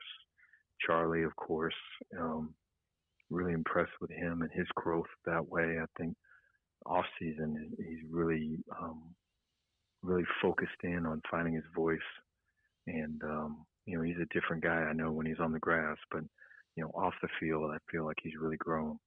And so to get everyone together and see how all that meshes, I'm proud of all the work that's gone into it, because it's been something else. You're talking about Kenny Boyd and what he's had to go through, and Mac and the battles he's fought, and just keeping everybody safe and doing the right things. I'm blessed to be here and be a part of it. Coach Aranda with us on Sickle 365 Radio. We had Gary Anderson, who is Utah State. You know him. You've been with him on a couple of different occasions, and he discussed how someone can sit in a room when you're in front of whatever it is, looking at film or breaking down film, and it kind of reminds them of back when they were in college and they had a professor that they enjoyed, of a topic or a subject that they enjoyed. When did that come so natural to you? I don't know. There's I don't know. I think when I was in college, I was just on a Big 12 call, and I was on there with Tom Herman, and he was bringing up the Kalu days, and so he was around that time. I would be driving up and down the state in California. I'd go to, I would travel to Arizona State, to Washington, Oregon, in my car, and visit with coaches and take notes and learn and all of it. And I think just the ability to always learn and always grow that's been there. And so I think when you're kind of looking inward to find answers and find solutions, and there's got to be a deeper meaning here. There needs to be a better solution here, or there has to be a better way here. When that's always kind of the mindset, and then understanding how that people learn differently, and so finding ways that all of this can be communicated in a much easier way as well. And here's the way to do it, and spending time on all those things, I think all of it can pay off. And so it's from a very early age, I guess that was the case. But I know there was a time though where I remember I would watch action movies, and I'd want to be that action character. I never really kind of set out to be a professor, but I guess it ended up happening that way. Well, so. Look, the coolest ones like Tony Stark are both, right, Coach? Yeah. I mean, he's both. I mean, he can invent, and he's also the superhero. So you can just start calling yourself the Tony Stark of coaches. That's it. How important was it for you to finally be able to see your family here in Waco when they finally arrived after such a long delay? I know what that means to you. What was that like, and has that actually helped maybe even make you feel better about everything that they're here? Oh, I have. Yeah, no, I appreciate you bringing that up. Yeah, just sleeping. I thought just having I don't know. There's a time where so it's been a while we've been apart. So just having them here, just getting a good night's sleep, and knowing that they're with you, and saying good night to them, and the whole thing. So this evening, right, I'll get home and be able to spend some time with each of them, and they're transitioning from all their friends that they had So we're 4 years there in Louisiana, and so they're meeting new people in the neighborhood and everything, and they're always excited to talk about their day. But it when you're in a house there ain't no one in there, it's a weird deal. So if the home comes when your family arrives. Yeah, I bet that quiet was only good for about a day, wasn't it? It is a weird deal. It's not, the hotel is almost better because it's kind of understood that that's where you're at, and you got a bed right in front of a TV, and you can watch Sports Center and kind of deal with it. But when you're in a big old house, it's too quiet, and it's just doesn't seem. A house is built for people and families, and I got there's probably a TikTok going on right now, at the Aranda house. So we're back to normal. Zoom, TikTok, all these things now that are a part of everything. Craig? Coach, I saw where you added, Joshua Atkinson as a member of your staff. He's a young up-and-coming coach, and there's just the various, GAs and all those guys, and we've known about your main staff for a while now. But when you're looking at a young coach and deciding on whether or not to bring them into the program, have them around, what are some of the traits you're looking for? They put players first. They pour into the players, that they know. They spend time to know their players and look to find ways to serve their players. And heard so many positive things about Josh, and then the work ethic that he has, the character that he has, and so he seemed like it would be just a great fit here. And so far, so good. And we're really impressed with him, and the mentality that he brings. I think he's a worker. He's got a budding family here, so excited to have him. And on top of it being just a really good coach, but I think, when I look at Baylor, I look at character, and I look at how character drives winning, and I look at up and down, whatever sports program you want to name, the character drives winning here. And so when we're hiring coaches, we want really, really strong character, and really excited about Josh. He fits that bill. I've been told this by one of your assistants said this to me, that and a couple of others as well. Baylor's mission, and no one is perfect, but Baylor and what they stand for. Is there another college you could imagine that probably their mission statement is Dave Aranda's mission statement? No, I can't think of one. When I first talked with Mac Rhodes on that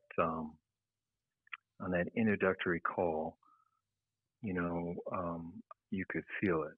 And so I know getting off that call, and I think we were getting ready for the Oklahoma game, and going back into the kitchen, talking to Dion, my wife, about, hey, this call was really good. There may be something right there. It just felt like it was a match, And then the other piece I bring up was when we were already here, and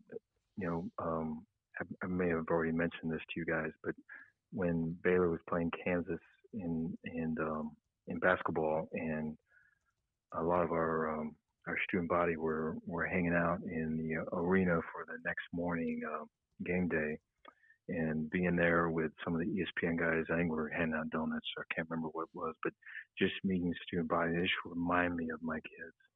They remind me of my daughters. They remind me of my son. And so that was a big deal to me, because it's like, I already know, I don't know you, but I already know you. Mm-hmm. And so it's good to be where you feel you belong. Do you have the ability to clear Michael Caputo as a guest on our show? Because I've been told he can impersonate you. Oh, I know. Yeah, I don't know. I know that's a Utah State thing. They were calling me. They would call me at LSU, and they go, Dave, what have you done to Mike? Because he talks just like you. And I go, I didn't do anything to the young man, but apparently, I know he's going to whisper in your ear if we get him on the phone with you. So I apologize in advance. Yeah, I was given a little nugget on that, and of course, what a player he was for you at Wisconsin as well, and he's a part of your staff now, right? Yeah, Mike's great. Mike's, the whole way through with Mike, just the mentality of a fighter, the just really, really smart, strong character, great work ethic. I mean, you want to ride and die with Mike Caputo, and so you can depend on him, and he's gonna connect with people. He's going to treat people right, and so we're blessed to have him. Dave Aranda with us on Sikkim 365 Radio, about to go back on the field himself here pretty soon with us for a couple more questions. Paul? What's it like this time at the beginning of your tenure at a school where you can start to see guys maybe come out of their shell, get a little more comfortable with you guys, and even guys who have leadership potential but might have been in the background before start to realize that it's their time? That's got to be exciting as a coach. No, it is. And I think, what's added to that is just everything that that so far, this year has brought, whether it's COVID-19 and quarantine and the ability to get to know your people through that, through the social unrest and the ability to talk to your players about that. This morning we talked about John Lewis, and we talked about his legacy, and I've so much respect for him, and we showed a video of him that he did of CNN and talked about the sit-ins in Nashville, the counter sit-ins, and so I think when you talk to your team about these types of things, and you're investing time with them, getting to know them as people, and then to get to know the player after that, I think it makes it even more special.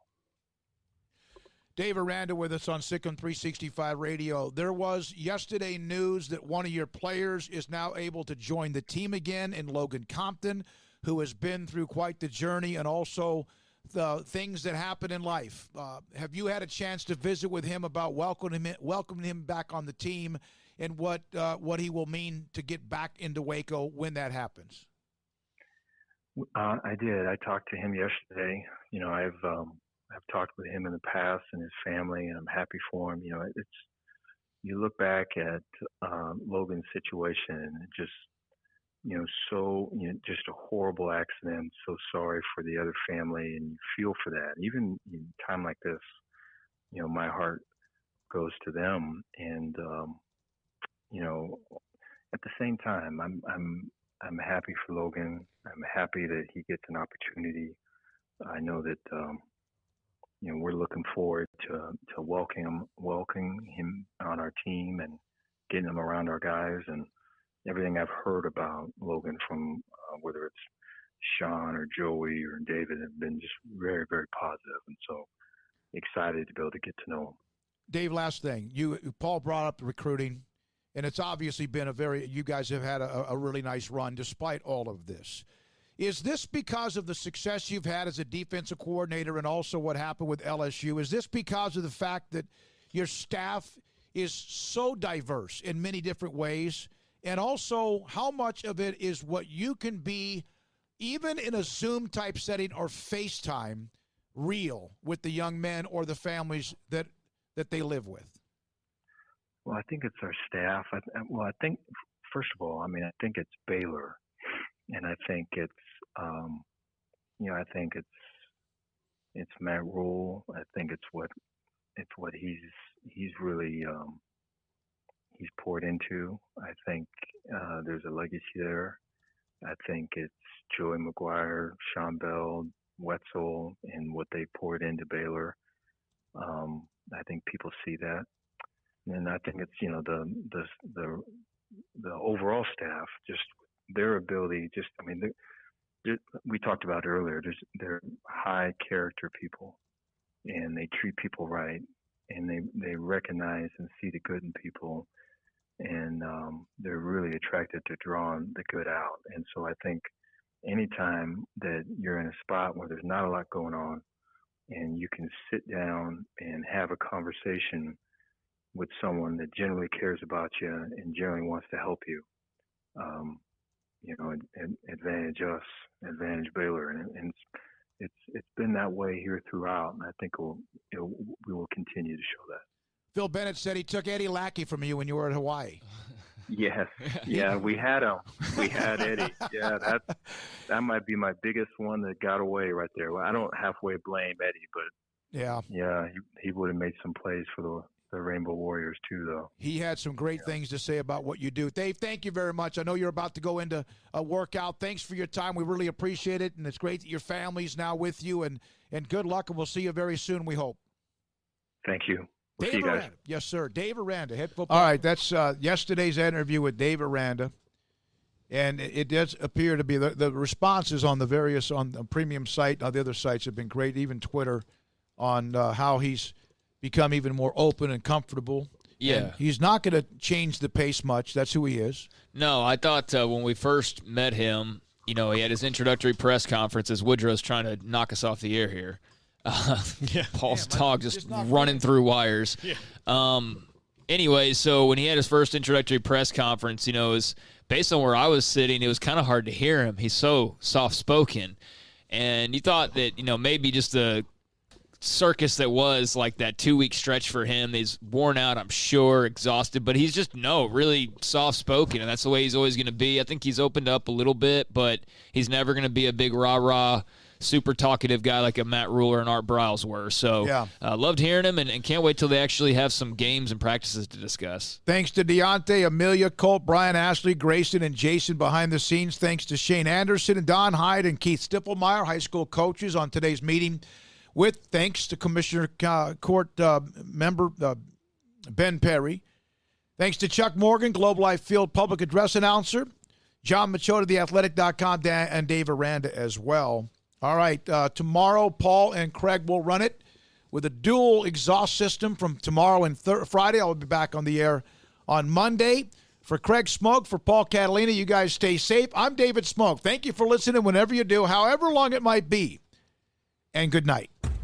Dr. Kent Petty wants you to be the highest performance man you want to be. Are you sluggish, lack energy? Do you suffer from low sex drive? Petty Clinic Low T offers discounted comprehensive lab work to check on your various levels that can make a difference. It's not only time for you to be the man you want to be with higher energy and stamina and improved sex drive, but also the healthiest and high performance man. Screening for cardiac heart disease risk, EKG, cholesterol panel, blood pressure monitoring, testosterone or growth hormone deficiency, male infertility, hepatitis C, and prostate cancer screening. Petty Clinic Low T offers replacement therapy for testosterone or growth hormones, weight management therapy, and nutritional advice. It's not only time for you to be the man you want to be with higher energy, stamina, and improved sex drive, but the healthiest and highest performance man. PettyClinicLowT.com, PettyClinicLowT.com on Old Hewitt Road, just off Highway 84 in Woodway. PettyClinicLowT.com.